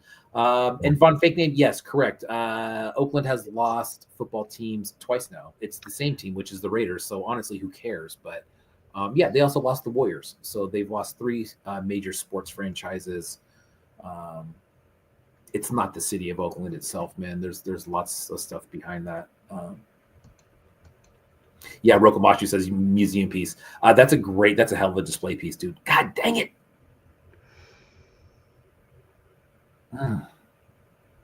See, and this is one of those cases where it's like, okay, so Von Fake Name, like you molded and casted this piece.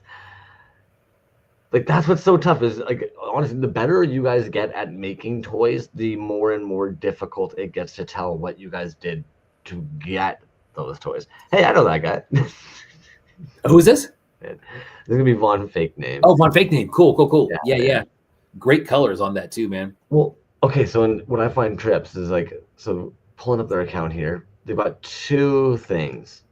Because earlier I was looking at this one originally. This is where I was kind of like, okay, did you pop pink lights in your piece and that's what's making that other one pink? Or no, you molded and casted this thing and you just happened to cast it in absolutely rad as hell fucking colors. I love that little meme that they I'm just noticing a little butt. I just noticed that too, man. I don't know how I had missed that before. Oh, get out of town.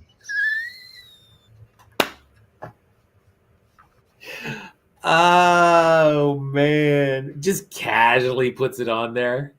Vaughn fake name, you maniac, dude. That's great. What a fun guy, though, right? Oh, straight up. Honestly, Yeah. the fucking spiders in his head kill me. Yeah, No. so again, that was actually would have been in. Is it the same piece, or did you cast two separate pieces? That's how thrown off I am by what we're looking at here. Because, like, the little spiders in the clear part, I had big failed ideas that didn't come to full fruition.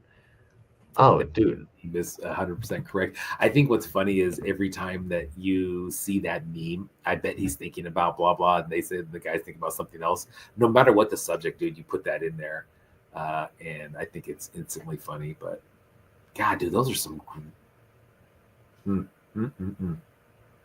Love that.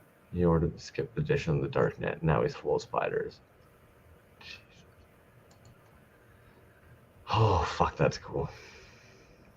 Which, as if we're saying these about Shrek pieces. Okay. Tone. And of course, Tone. I think about this dude a lot now. Now that I've met this individual too, my whole perspective on them is so different. I don't know why. I think for a long time I pictured them a little bit more rigid and or composed. And now that I've met them, the more I'm kind of like, oh shit, you know what? I need like a week to hang out with you where we could like I'd be able to find like just how chaotic you are and like weird you are because hot damn, dude's a character, man. And I love it. And then it just makes shit like this makes so much more sense. Yeah, right.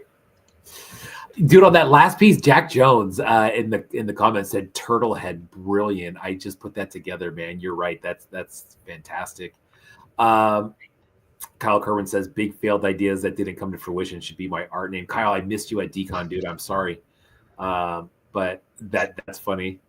You know, and Tone, dude, now when I first came around in 2020, Tone had very few posts.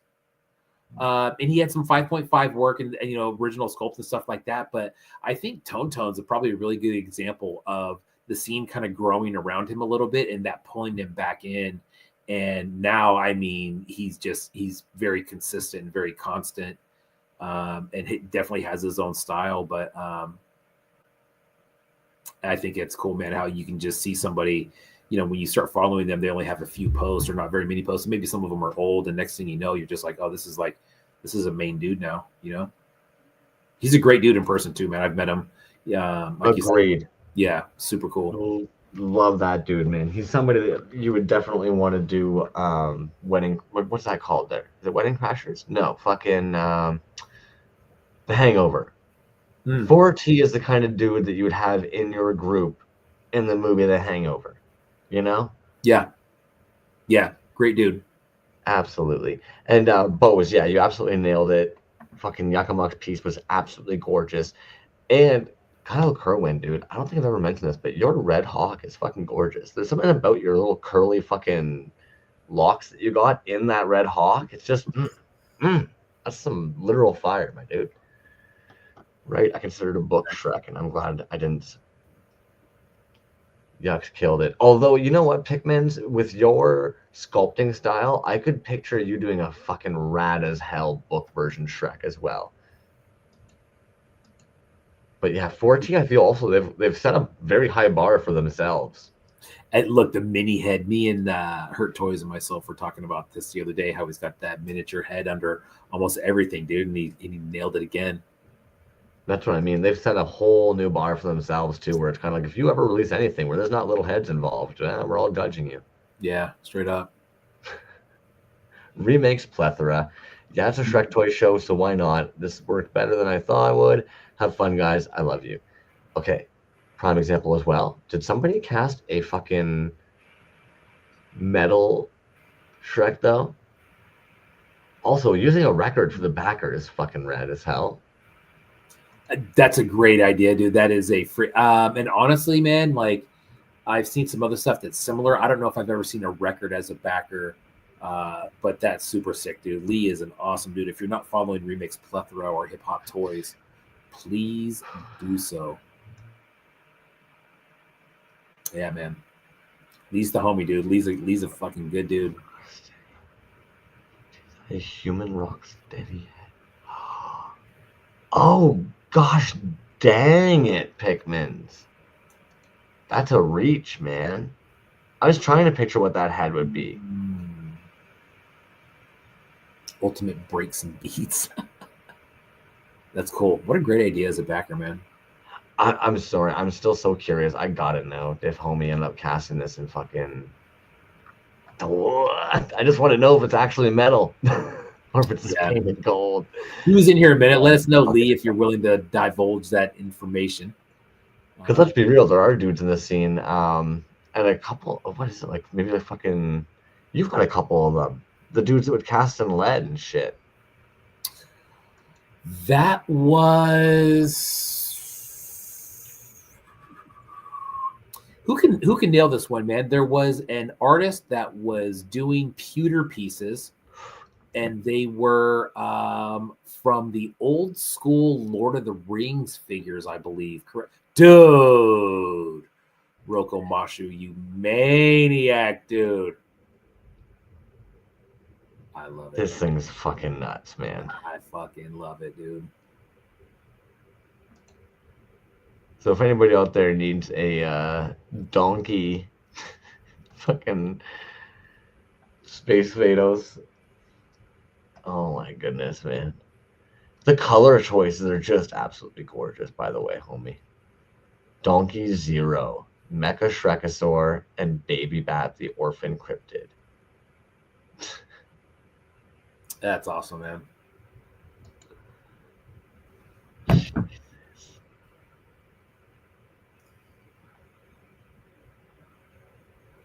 I gotta look up that artist now, dude. It's bugging me. Oh, for a second there, I thought you meant the one who made this. I'm like, homie, it's Roko. We just you're like, dude, wasn't he on the show? No, the pewter piece I was talking about. That's gonna bother me. But yeah, was it a Mike? Was the artist's name Mike something? Gosh, I can't remember, dude. I wish I could. For fuck's sake.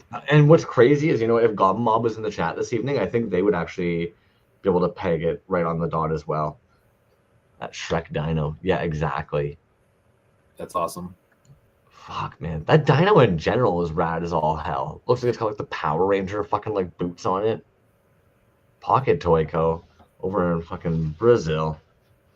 Hey, what's up, my man? Pocket Toy Co. Haven't seen you in a bit. Nice, dude. Pocket Toyco is still cranking out stuff, man. Dude's a beast. The donkey on the riding that one on that last one, dude, I think was very cool. What is that?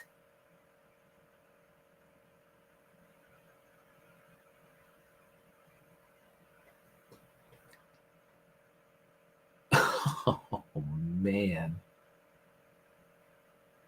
That is so creepy, dude. Like, so in a great way.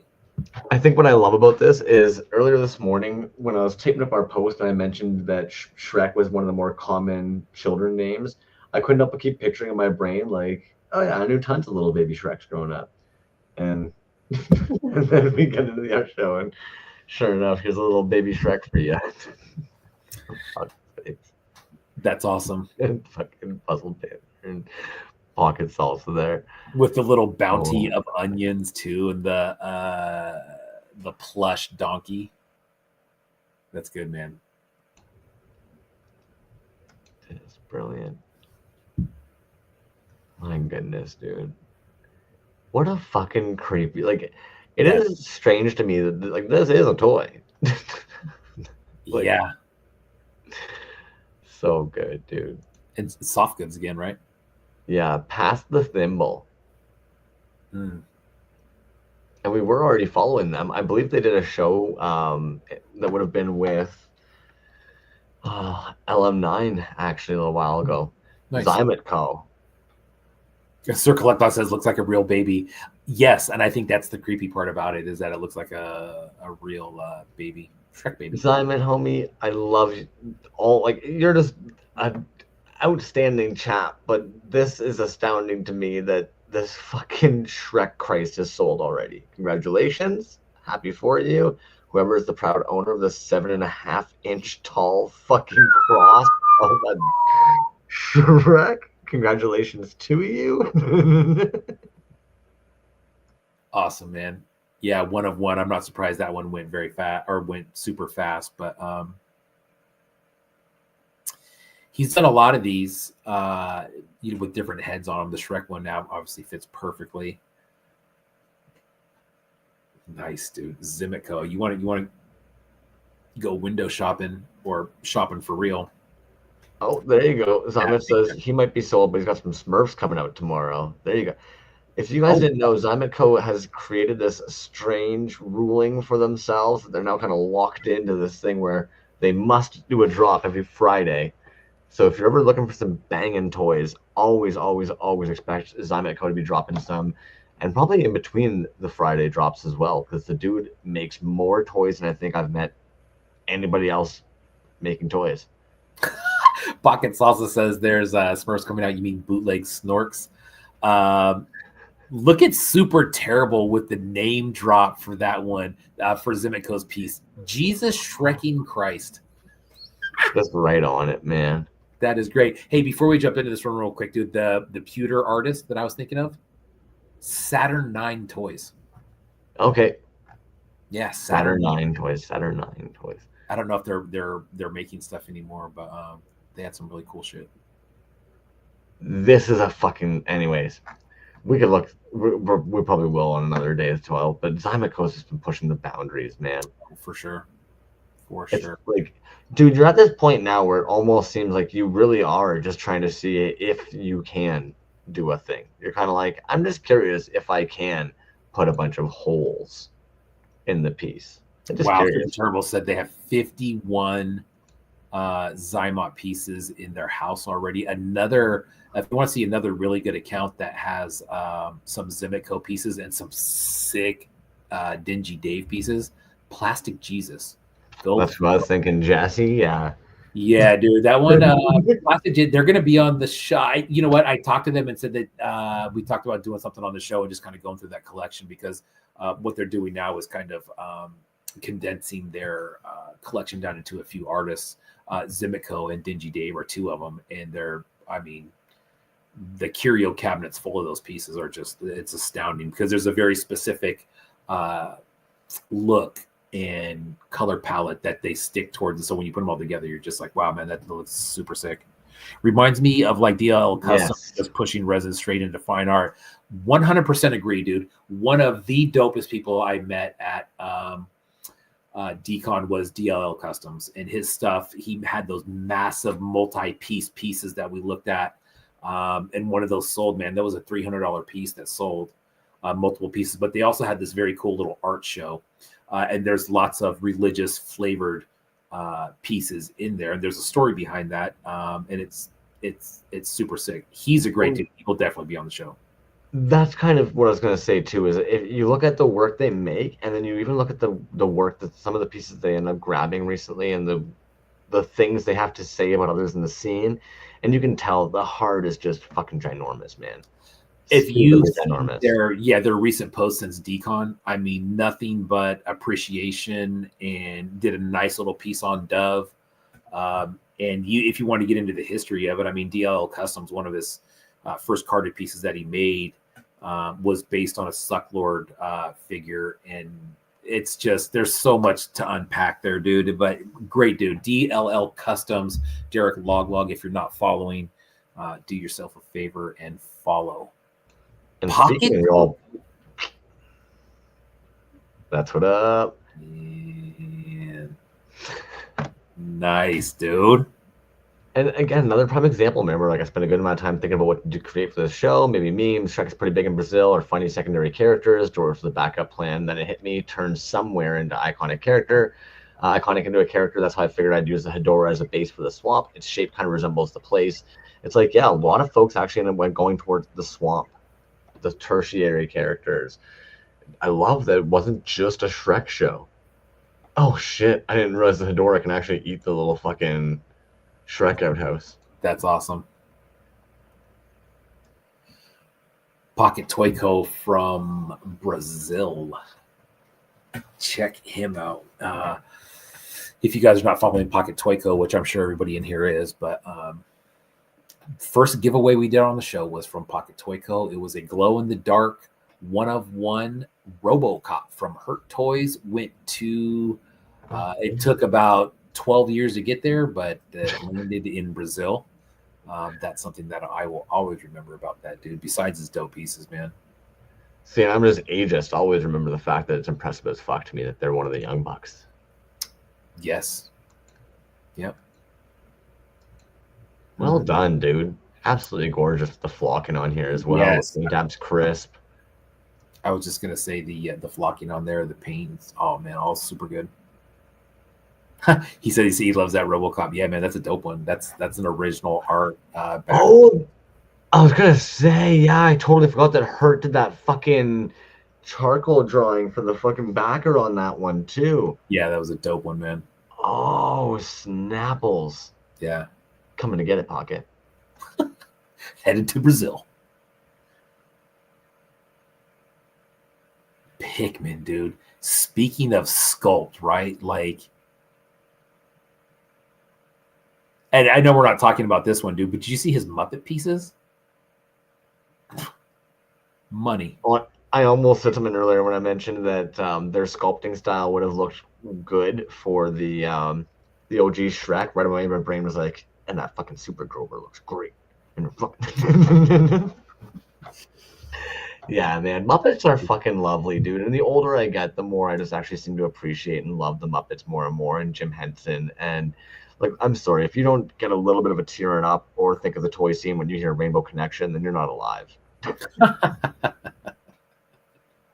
Good point. Good point. Dude, and excuse me, it's not just the sculpt on there, dude. I mean, the paint work is really good on that too, as is all his stuff. Whether it's painted or not, it's always good work. Are you catching the playability? Yeah. What the fuck? Use a mold from the Delexis Blair Thing piece made a few years back and customized the head and tat creature to be Shrek and Donkey, respectively. I'm both really happy and super disturbed at how this came out. Donkey was described as looking like bootleg Rankin Bass, which I love and can't unsee. Just to add a little something extra, I put a beard on an existing Farquaad and made him into Farquaad McReady. Dude, what a drop right there, dude, of the Rankin Bass. I mean, that's now that the holidays are coming around, man, like that is the shit right there. That's like, the old school Rudolph and all that shit. Very nice. Dude, that's so wild, man. Oh, some of these pieces, dude, they're just. And honestly, I know it's so stupid, but like the beard is seamless, homie. I had to actually go back and look at it to realize, like, wait a minute, yeah, Farquhar did not have a beard. He had a clean shaven little baby face. It's just perfectly on there, homie. Yeah. And I don't know why I love the donkey eye sculpt. Yeah. This is a fun piece, dude. Nice. And you even said it earlier, dude. Everybody seemed to nail the fucking Shrek green. Mm-hmm. This one's pretty wild. I don't know if if you end up looking at it here, it's the Garden of Shrekly Delights. So of course, like if anybody goes over to like the Garden of Earthly Delights, this section you'll catch it right away. Your eye will beeline right to it, where you're like, oh, Snapples. And then homie ended up throwing this whole thing in like I don't even know what to call it. A diorama made from scratch, sculpting, milliput, bamboo, air drying clay, acrylic paint, all household and glass dome. It's like, yeah, so this sits inside of like a little, like just like how the Beast had that rose sitting in that thing that he couldn't have anybody if the petals all fell. This thing's sitting in there. Like Splendid Editions. What the fuck, my dude? A 10-inch diorama. Good Lord. Super Shreksual show. So many cool makers in one show. We almost hate the Shrek guy so much. It's like, gosh, dang it. That's awesome, man. What a sick piece. Dude, I mean, have you noticed just like the level of work put into this show as far as like sculpting and play sets and dioramas? I mean, it seems like it's on overload right now, man. It's incredible. What I find comical is if you were to actually like explain to any of these artists like a while back, being like, "Oh yeah, you're gonna make a Shrek piece," they'd be like, "I'm not making anything for Shrek, dude. I don't care about the Shrek movie. Like, why would I waste my time, money, energy, materials, and then all of a sudden we get these fucking 10-inch sculpture and a glass dome and a molded piece. If anybody wants some more, I can cast them." It's like fucking Jabba 4-armed Shrek and green tittied fucking girlfriend. It's like, yeah, what the hell's going on here? Yeah. Yeah, dude. It's there's just so much good work, dude. And that's what I think is still funny about the whole thing, man, is like, keep in mind that the show started off as kind of a joke.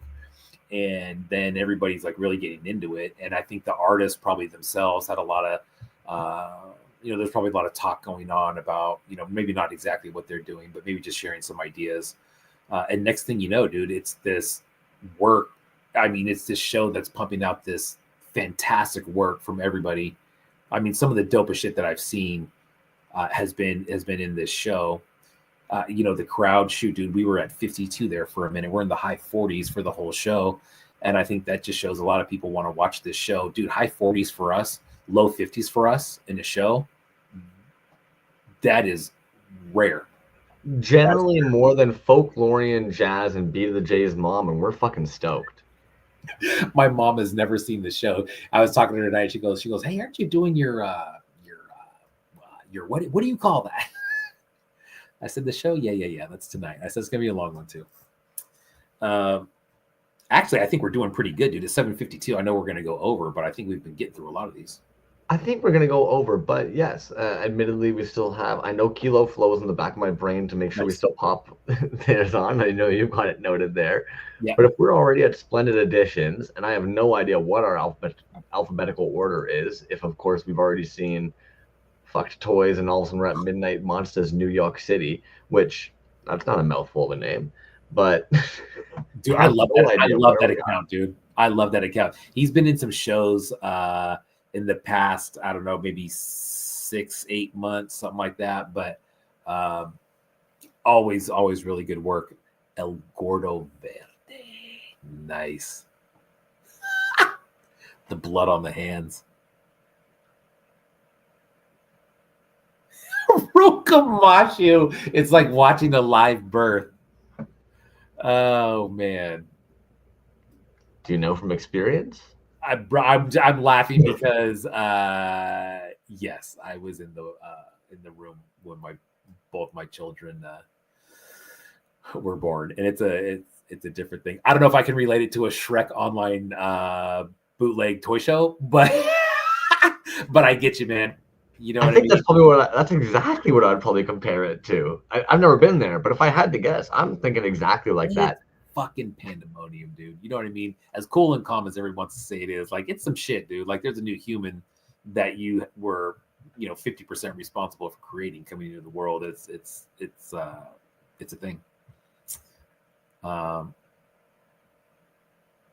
that's a cool piece, dude. Damn. Yeah. I love how now is the blood on it. That is the finalized, right? All right, picture this: Puss in Boots, right? The guy gets in the way to keep. Okay, wait a minute. My entry to the Shrek Show, folks. All right, picture this: Puss in Boots, right? The guy gets in way too deep with the banditos, probably because he couldn't keep his tiny boots out of trouble. And next thing you know, his sweetheart Kitty Softpaws gets a kitty nap because, of course, she does by the greatest luchador in of all fairyland. Now, Puss, he's out of options, so he's gonna call Shrek. Yeah, that's right. Big Green and Grumpy the Ogre himself. But here's the twist. Shrek goes full luchador. I'm talking tight spandex and a mask and screams. I'll squash you like a bug. They call him El Gordo Verde, the big green machine ready to pile drive his way through fairyland justice. I had not taken in that fucking like story before. Yeah. Rokobashi says we're witnessing creation, man. That I 100% agree with, dude. My goodness. The Cool. blood is well done. I'm with you, man. It looks nice and moist and wet. We like it wet. Reaction art. Dude. What I love about this is I feel like this is one of those things that during the 90s, there was a couple toys that thought it'd be cool if your toy had this. But let's be real, none of us really needed our toy to have this when we were kids. It didn't necessarily serve like a purpose on a toy. And it only adds to how fucking creepy this toy then becomes. Oh, wow. That's cool. But I think this is exactly why like a lot of us like we didn't need it on our toy. A lot of the times it would be just one of those things where you were just kind of being like, it what is this doing now? My homie just has this, but it makes this 10,000 times fucking creepier. Giraffe ball and Shrek. This guy has a detachable extendable neck and a ball launcher trophy as tail. Yes, I don't doubt that you had a lot of fun making this, and I am also laughing at this. Oh, that's a good fucking play on words, though. Laugh at this dumbass. That's funny. I That's love good. the little shoes. Yeah. The high heels in the back there. And the fucking tats, the little sweat guards. I keep on skipping it before we get to see this ball actually launch, though. Like, that thing fucking fires, man. I was gonna say he's blasting the shit out of him. That's cool, man. That's very cool. This is the last one, reaction art. So that then means what I'm going to do, I'm going to pull up a separate tab over down here. I'm going to go over here. If anybody else noticed that we did not pull up your piece, and if you did, I'll just tell you, fuck you, we did. But You're like, you missed it. yeah, but if it just so happens, I'm teasing obviously, but if it just so happens that we, Ooh, come on, get in here. Oh, can you see it and I'm not seeing it? No, I'm looking at this. Check that out, dude. From that damn JDO, Deadbird Toys, dude. Holy shit. Oh, did they do a Shrek piece too? No, they didn't do a Shrek piece. It's a bone ghost, but it's super sick. Oh, fuck, doing a drop this weekend. Yeah, okay, so damn, dudes.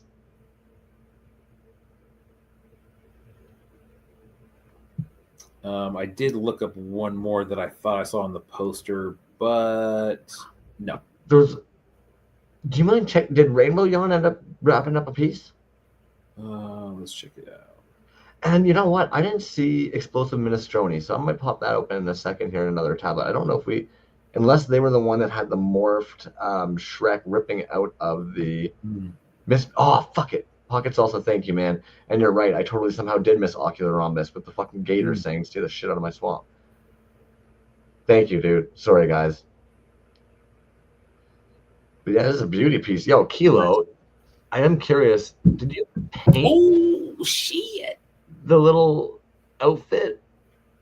I'm taken aback by how fucking good the little vest and outfit part is, especially once it ends up going glow in the dark.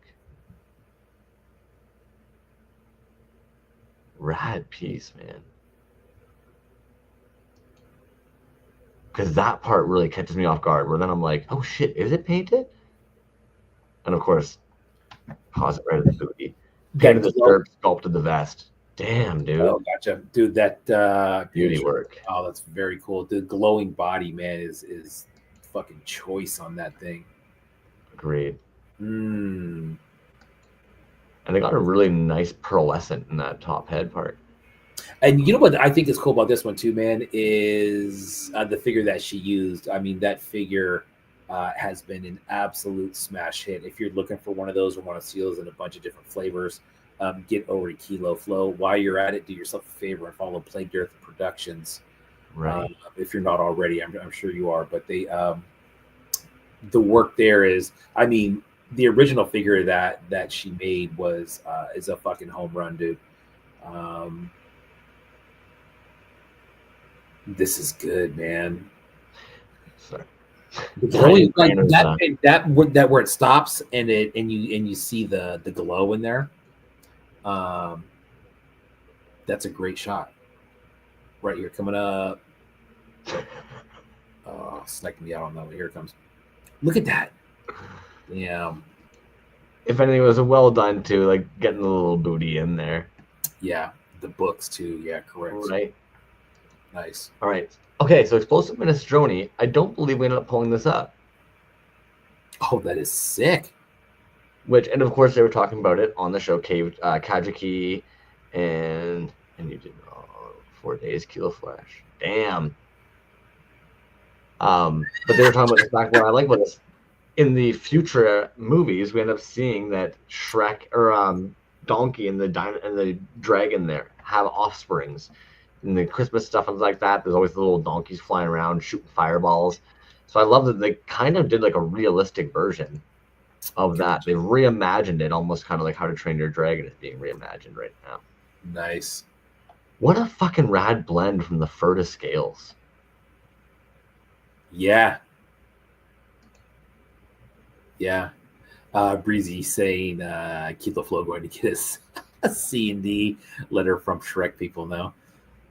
Yeah. Fuck. Dragon. That one's got me tongue-tied. Dragonki. See, explosive minestrone. I was actually thinking about this the other night, and I don't know why. But when the donkey did what with the dragon, I was trying to picture him like with the scale. Would donkey just crawl up in there? And I know that we're in fairy tale land, so there's some kind of magic involved. But at the same time, I'm like, is it kind of like a weird fucking fish thing where he's just shooting on the eggs? Is he crawling right up in there? How is this happening? So I'm intrigued as well. My submission for the Shrek show, I gotta admit, the exhibition was pretty challenging, but I love a good challenge. The lore and universe of Shrek is so compact and neatly boxed up. Besides the usual cast of characters and the big ogre himself, I didn't really know what to work with for my submission. I told myself that I wanted to make something different, and I didn't want to make a kit bash that was based on Shrek or use Shrek action figures. So I dug deep into the universe of the show. There, I found Donkey's Children, some of the most out of the way side characters in this franchise, and I just happened to have all the parts I needed from my parts bin to make this happen. Yeah. There you go. Ooh, Hijack. Check out Hijack 85. Dang it. How did we miss so many, man? I swear, guys, I was clicking on the fucking... Oh, gosh. Yeah, and Pocket Salsa, how did I miss you, man, with your freaking donkey or Shrek wiener?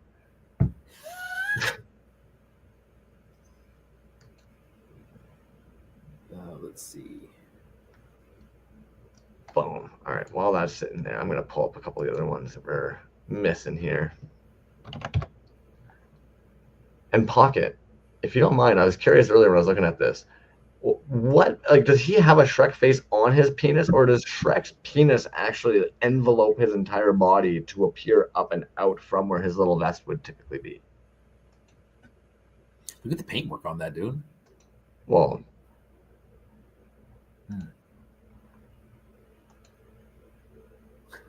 traceable. Damn, that's Trainus.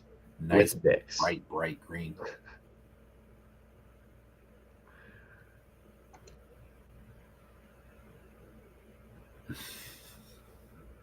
Good, man. Damn it, dude.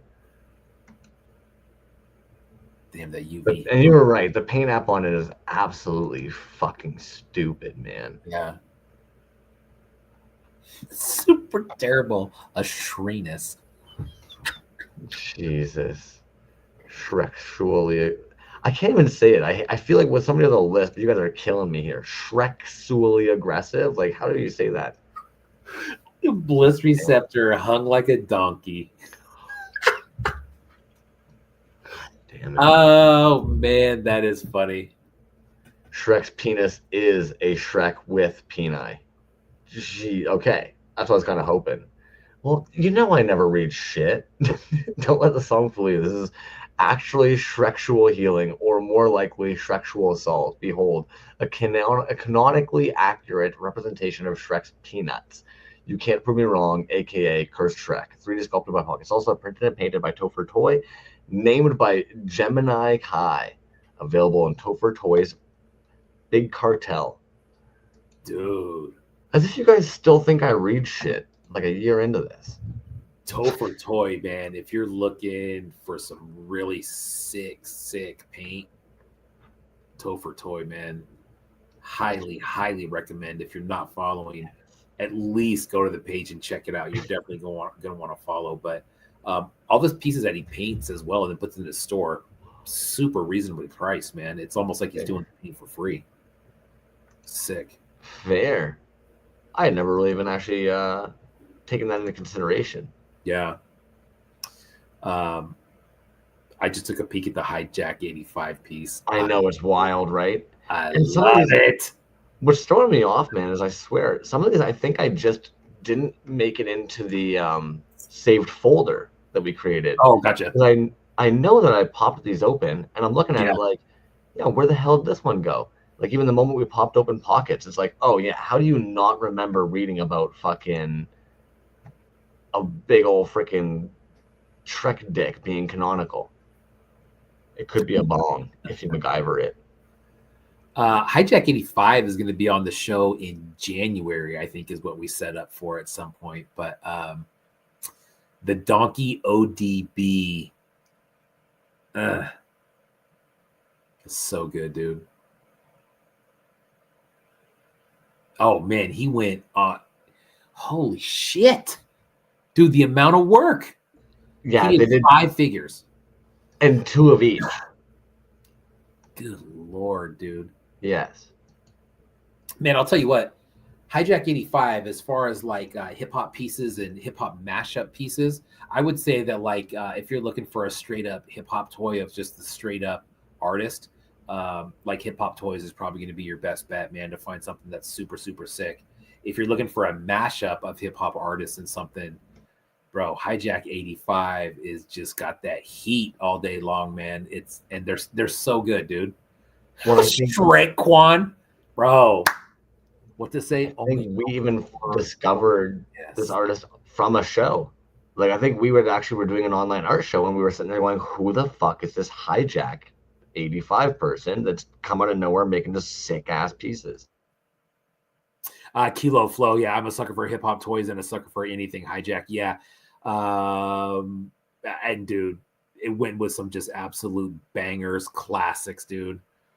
Snoop, Redman, Raekwon. That Raekwon album is one of my favorite albums of all time. The ODB.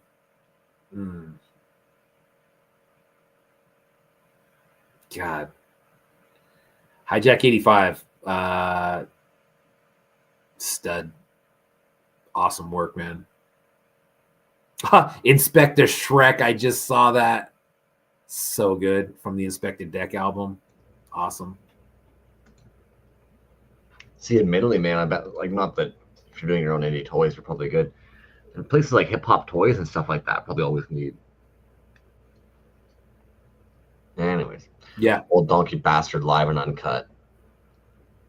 So Remix Plethora, going back to his piece, that's a piece that you said. I wonder if it was casted in metal or if it was a metal piece that they painted.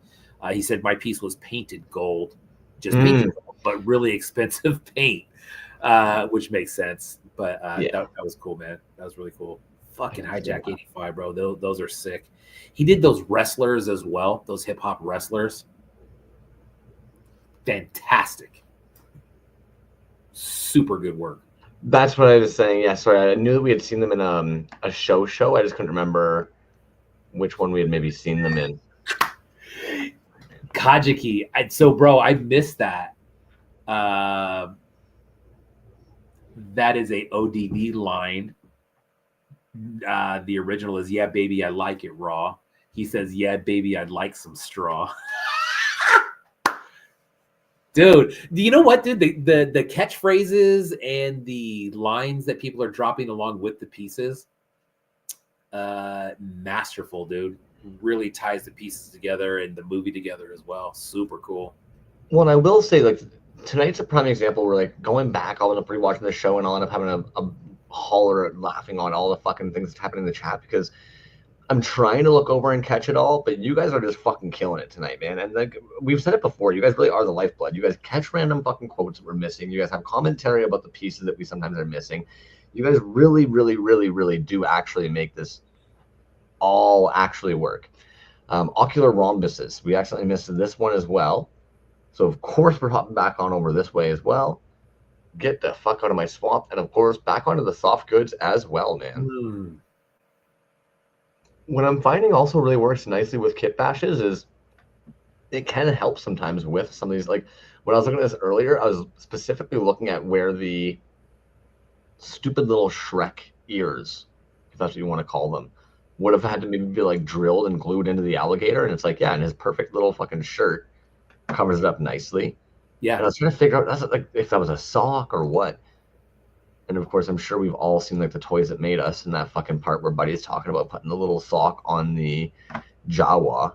And so that just, I don't know, soft goods. Ever since then, like I always just kind of think about that little piece of tidbit. So it's fun for me to go That's bring. a great point, though, dude, about soft goods covering up,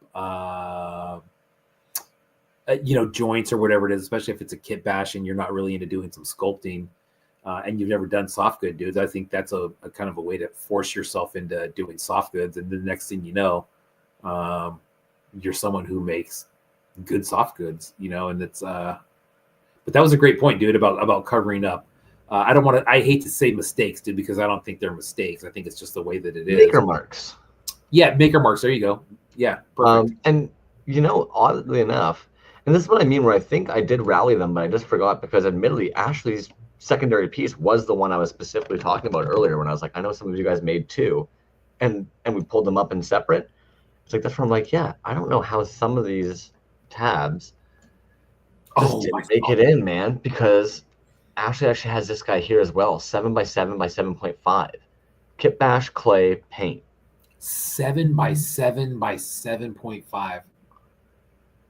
Look at that paint, dude. I thought you'd Yeah. be. Once I saw that, I was like, oh, That's black and crisp white and it's gorgeous, yeah. with the donkey head. The fucking cyclopean donkey head. Yeah. See, and obviously, if we would have been here until like it would have been like a 6 hour show. But this is definitely one of those ones where, like, how do you not pull in the artist and be like explain? Yeah. Yeah. Man. Because, and if I'm not mistaken, like, and now I'm gonna feel like a fucking. I'm just gonna shut my mouth. Okay. God, that's good though, man. You're fourth. Okay, and I guess that's where I wanted to go there, but at the same time, my brain is so tiny and smooth lately that I was like, But yeah, I didn't think that we had often seen a whole lot of work in this scene of theirs. And that's where I'm like, to come out and like you're just busting out big ass fucking pieces like this with multiple mediums. Yeah. Some impressive stuff. Super terrible toys. I've got no comment on the second part of that sentence, but the set she's talented, yeah, dude. 110. Nice. I'm loving this. I know it's so simple, but that fucking green with the little yellow highlights is sharp, man. And in contrast to all the fucking black and white, alpha enamel. I don't know what alpha enamel is. Hey, you can't call me good boy. That's actually reserved for Jazz. All right, I think we got them. Nice. Did we miss anybody? I honestly not offended if we missed anybody. I greatly apologize if we've missed anybody's. Neckrath, next one should be a soft goods toy show. If anything, you should look over Angry Beast, a phenomenal artist from Canada. Actually has a show called Soft Goods Hard Toys. Is that what it was? Correct. Soft Goods? Yeah. Yeah. Oh, but yeah, we could definitely do one. Hard boys, soft toys. Take from it what you will. Oh, man. Dude, 8:14, that's pretty good. We still got that giveaway to do, but it's just one tonight. And it's a solid one. But, dude, what a fantastic show, dude. Congrats to everybody who entered a piece into Cave Dweller and Kajiki, man. That was a killer show, man. I still think it's hilarious shit how it started off as not a thing, and then everybody's like, no, I think I do that. And then here we are, and it came out with some killer work. what's so wild to me is like even like and no offense to anybody here, but our age demographic, this doesn't even really make sense. Like if we were all maybe 10 years younger and we were like Shrek Show, like I could see like the dude who did Shrek being like, yeah, okay, yeah, makes sense. Like it really doesn't make sense that we were all sitting here tonight being like, fucking Shrek, yeah. Oh God, Jazz Wizard. That's funny. No, Minion that's the show. soft boys, hard toys show, homie. You got to get them right, Jazzy. You know what's funny though when you were talking about when you're talking about Shrek, just kind of the format right now. When people were so excited about it, I felt instantly old and was like, bro, did I just miss the Shrek thing like completely? And I can't really explain it, dude. My kids were younger when that came out, and I know we have it, probably a couple of them, but that's one that I just never, we used to watch movies all the time. That's just not one that I was really into, but Well, um, what I find is interesting is I feel as though you're not old enough to be my father. You're right in that middle ground. Like oh, go that's the, fuck yourself. yeah. Sorry, no. Death and Strawberries is the same, and this happens with the toy dudes because you're almost like older cousin age. You're not Yeah, quite old enough to be my parents' age, but you're also not necessarily my age. It's almost older cousin age, and where that is an issue is it's almost kind of like so if I would have been watching Shrek because let's say I was a kid and I was kind of like, oh yay, new Shrek movie came out. You were too cool to be watching Shrek at that age when it came out, and it wasn't really a big thing. Maybe like the first movie when your kids were out because at that point they had their own shit that was out. So like Shrek 4 isn't really all that important to your kids when it's Shrek 4 coming out. I was just reading Stormico's comment. That's funny. Stormico, what's up, And yeah, dude? Pocket Salsa, you nailed it. Correct me if I'm wrong, January 12th, the One Up show. Oh, No, that's now I'm gosh, questioning dude. myself. January 12th or January 21st? Those guys are just on fire. I was gonna say, dude, that is right around the corner. That's gonna be another great one, dude. One Up. I mean, video game inspired show. That's gonna be awesome. January 16th. I wasn't even close. Jesus. What was it? January 16th, the One Up Resin show. Yeah, dude. I mean, when you think about it, that's 4, 5, 6, 7-ish weeks away. 7-ish weeks away. Okay, y'all have to stop with the fucking sexualized comments. Street Fight, you're not my daddy, my bro, and I'm nobody's fucking good boy. We gotta stop, homies. Fuck, One Up. I'm not wearing leather, am I? Jesus. One Up's gonna be fun, man. But anyways, again, congratulations to everybody. Just that was even a part of the show. There's some fucking killer work in there, as usual. And now I was gonna say follow the hashtag Shrek Show 2024, but from what I understand, dude, like fucking like our hashtag's not a thing anymore on IG. Like they sent something out saying that like, hey, you're not gonna be able to follow hashtags anymore. And it's like, then what the fuck are we using hashtags?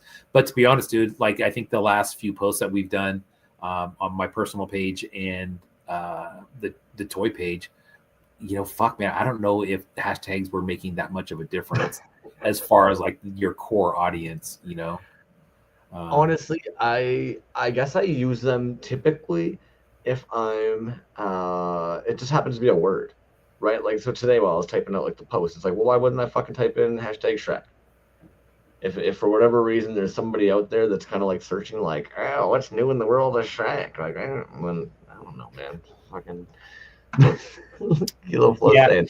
No, Kilo Flow says it worked for me when I searched it up, and hopefully they will keep that aspect of it, of maybe like not being able to follow them, but at least plugging something in and having that come up where everybody can still hashtag it and kind of put a bookmark for where the show is. So you can't follow hashtags, but they won't show up in your feed anymore. But you can still search with. Oh, perfect. Okay, good info, Sarah Boo's there.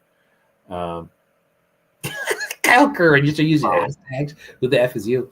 Yeah, I mean, shit, dude. I've tested it every other way, and I don't know what works. I have no clue. Couldn't tell you. The cool pictures always work. Cool art always works. Yeah.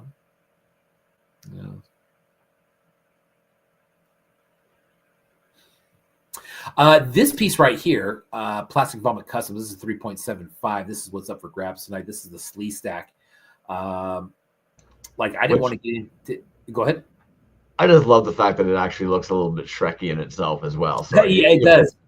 It does, actually. And speaking of, we were just talking about Designer Con, man. We have some phenomenal stuff to give away coming up in December and in the new year. It's gonna be super fun as far as giveaways go. But yeah, I'm gonna cut you off again. Yeah, all good. All good. Because I know a lot of us were thanking you when you were down at Decon, and maybe, like, I don't want to make you feel weird or anything or put you on the spot. Like, agreed. Massive thank you for the fact that you ended up taking that time and actually giving us that little like touchdown of what the hell was happening at Decon. But something that you were doing that even Cool Cat kind of like comically made a comment on, and like, congratulations, proud of you, man. And I don't know if enough people realize how difficult that is.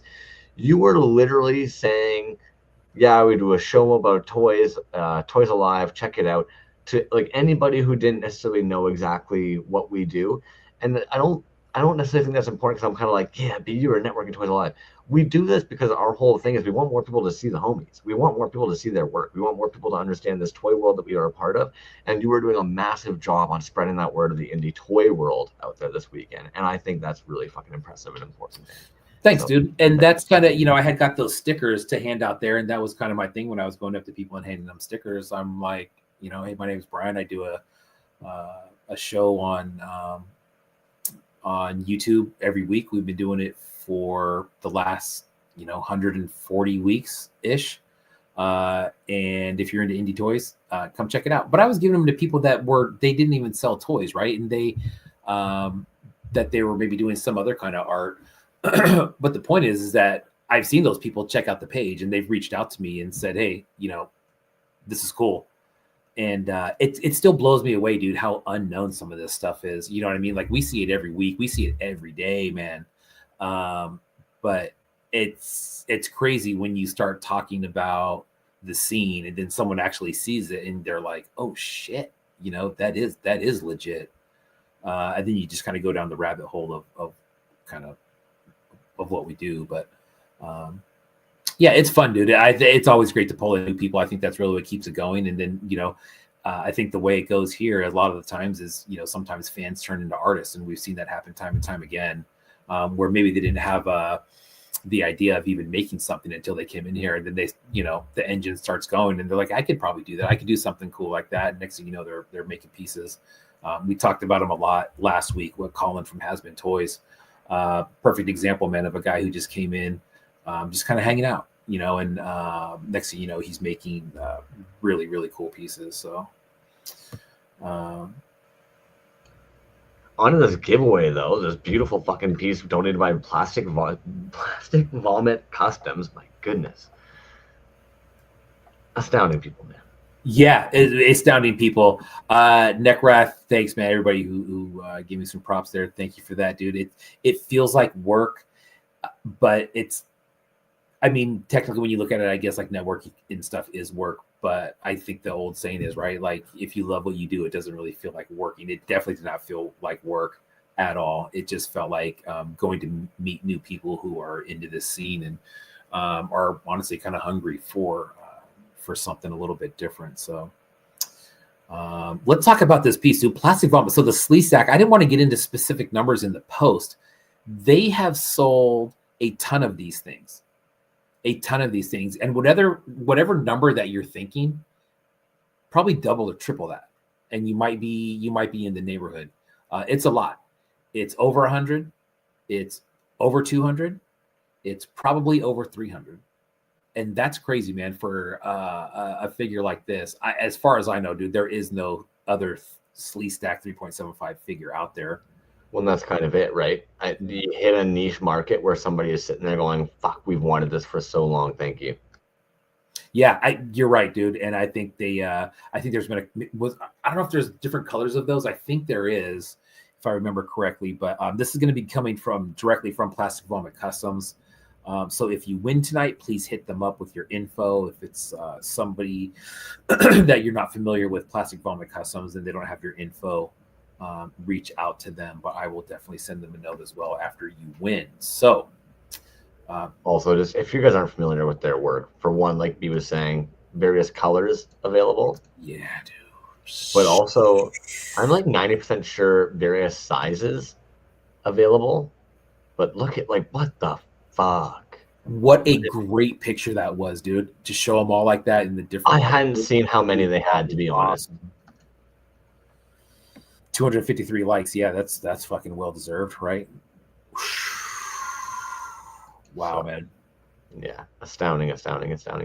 And just we've talked about it a bajillion times, man. The amount of pieces that they've actually kindly donated over to the show, just astounding. Lovely people. Where the hell are we now? It's ridiculous, dude. And like the message was, when you run out, let me know. I'll send you more. Which is cool. Dove told me the same thing in DCOM, man. Like the generosity in this thing. I think I mentioned it in a post a little while ago. But the access to the artists and the generosity from everybody is, it's just. I've never been a part of anything like it before. I think a lot of us can say the same thing. But this is a great piece, man. This is, like I said, this is coming directly from Plastic Vomit. If you're interested in any of those pieces that you saw, absolutely hit them up. They also have a account on eBay. Hit them up for sure. But I think it's really one of those things with Plastic Vomit where if you see something on their page and you say, hey, can I get a sleeve stack in fucking dark blue? They'd probably do it for you. It's crazy. Pocket Salsa coming out of nowhere with there's a 1992 NIM sleeve stack by Tiger Toys. Hey, watch your mouth, Pocket Salsa. You don't be dropping information. That's Jimmy Folklore territory right there. You don't do that. Good knowledge, man. I had no clue. I had no clue on that. Boom. Alrighty. Tonight we've got 33 on the old wheeler. Hi, Jack. Thanks for coming in, my dude. We'll be talking. 33 on the wheel. Really? 33 on the wheel. Yeah, right on. Hey. Give me the old spinneroo. The old spinneroo there. Good luck, everybody. You also get some new stickers. What you get. You're very excited about those. Number 20. Hey, it's like the wheel. The algorithm must have known. That's Super Terrible Toys. It was hey, and like, hey. Homie was active in the chat tonight. The piece was like, I'm not talking down to anybody's pieces or anything like that. I think they're all phenomenal. We saw some super cool shit. The nostalgia and the stuff, and I think the extra work that went into Super Terrible's piece, I think that one takes the cake for me, man. There's just so many good aspects about that. Not only baseball references, but the work, and then they used the base of the Oakland A's team set. Golly, man. I mean, if you're going to talk about it, I figured I'd pull it back up. I didn't think you really talked about it enough earlier. That's awesome, man. Yeah. No, we only looked at it for a couple of seconds earlier, but awesome, man. I mean, adding that many characters in there, the amount of work.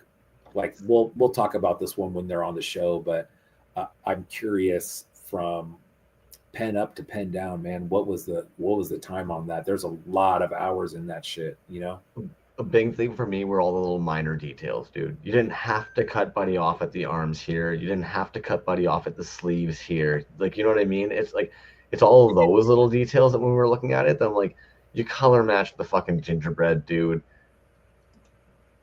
Just beautifully done. All the little tails that were reapplied. The three blind mice umpires. Love that. The little wings attached for the fairy godmother here. Just, yeah, great work, man. Nice. Started in September. Yeah, I could see that for sure. I mean, that's not something that you sit down and see the sponsors and the scoreboard. Yeah. Oh fuck. Eyeball. Gingerbread Man is original sculpt by Ashley. How about that? See, and even that, man, like, we wouldn't have known unless that was chimed into the chat, man. Yeah. Like, oh my fucking God. Say it all the time that the chat is the lifeblood behind this. I'm a taskmaster. I'm so humble. You know what that I really like about our show, dude, and I think it's just kind of the community in general. How the majority of people that are in here are artists. You know what I mean? On a week to week basis, are artists. They're sharing ideas, they're sharing processes, and just kind of collaborating with other artists. Dude, how many collabs have come out of our chat, dude? It happens all the time, and it's I don't want to say it's a place for artists to hang out, because I think you're kind of excluding collectors and stuff like that. But I think what's cool about it is that everybody works so well together, and that's what kind of makes it a community. Is that you have artists, and fans and collectors that have ultra access, to artists, and they're always so gracious with their time and talking to people and conversations. It's fucking, I mean, you don't get that in a lot of places, dude. Like, if you collect something, how many times can you go to the artist that you're collecting and start talking to them about it? Like, there's not many things out there that you can do that with, I was actually thinking about that earlier today, man, where almost every single artist that we have either, and it's maybe weird for you guys, so I try not to like fanboy out about it all too much or like make mention of it, but a lot of the dudes who are in the chat and stuff like that are individuals that you're sitting here being like, yeah, I wouldn't have ever approached you thinking that you were like, I know we're all just humans on planet Earth, and you don't mean to pedestal anybody, but a lot of these artists are incredibly talented individuals that you really don't expect to like be like the fact Rainbow Yawn can be so friendly and chummy, and you're just kind of like, shitting me, dude. You know what I mean? Javaho will slide in and like one of your posts, and you're kind of like, you should be making green titties and four-armed ogres. You've got no time to be liking my posts. Yeah, and I think that's the other part that's really cool about it, dude. I mean, you do have other artists that don't hang out here, that just they don't want to like anybody's stuff, and I don't know what the fucking deal with that is, but No, you know what that is, dude, and I unfortunately I encounter people like this every now and then, and I try not to give it too much energy, because like the reality is that it's unfortunate if they're like, if they don't want to be like nice. But I think what happens for some people is they invest so much time, money, and energy into what they're doing that unfortunately they push their limits, and they become very calloused and resentful when they see other people's work selling. And then what they don't realize that their attitude is not only toxic, but it's actually very hurtful for the other artists.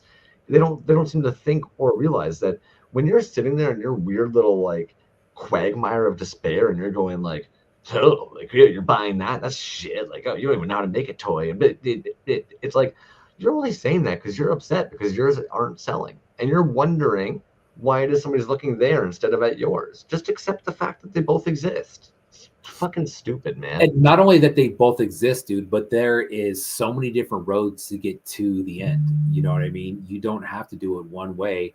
And I think it's even cooler when you see somebody kind of take an idea and maybe modify it a little bit and kind of come up with their own way. Um, but you're right, dude. And like I said, man, I'm glad to say that Exactly. those people don't hang out here. You know what I mean? And Yeah. I think that's the way it should stay, honestly. Well, Kyle, yeah, go ahead. I've just always said, man, at the end of the day, like the playground is huge. That's what I find is strange. It's almost kind of like when some people hit the playground, they go, wow, everybody's having fun playing baseball over there. I'm going to go play baseball. And it's like, well, do you like playing baseball? Would you rather play tag? Because you can go find some people to play tag or grounder or fucking soccer. You don't have to play baseball because you think everybody who's fun and cool is playing baseball. You'll find your crew, man. Yeah, they're out there. You know what I mean? And then there's even subgroups of the group, right? I mean, it could just go on and on. If you want to fart in people's booths, you can do it. There's people who like that. Well, I'll tell you what, man. That pissed a lot of people off. I'll tell you that. I know firsthand knowledge of that whole row. People were not happy about that. People were not happy with the attitude the whole weekend. From what I understand, I was only there one day. That's just funny to me. Anyways, I'm gonna start cutting you off. You've got. Yeah, no, all good, man. Kyle Kern was asking who's going to be at Assembly Required in February. We were talking about that other show, the One Up show, coming up in about 7 to 8 weeks. And dude, AR is, I believe, 2 weeks after that, the very first week of February.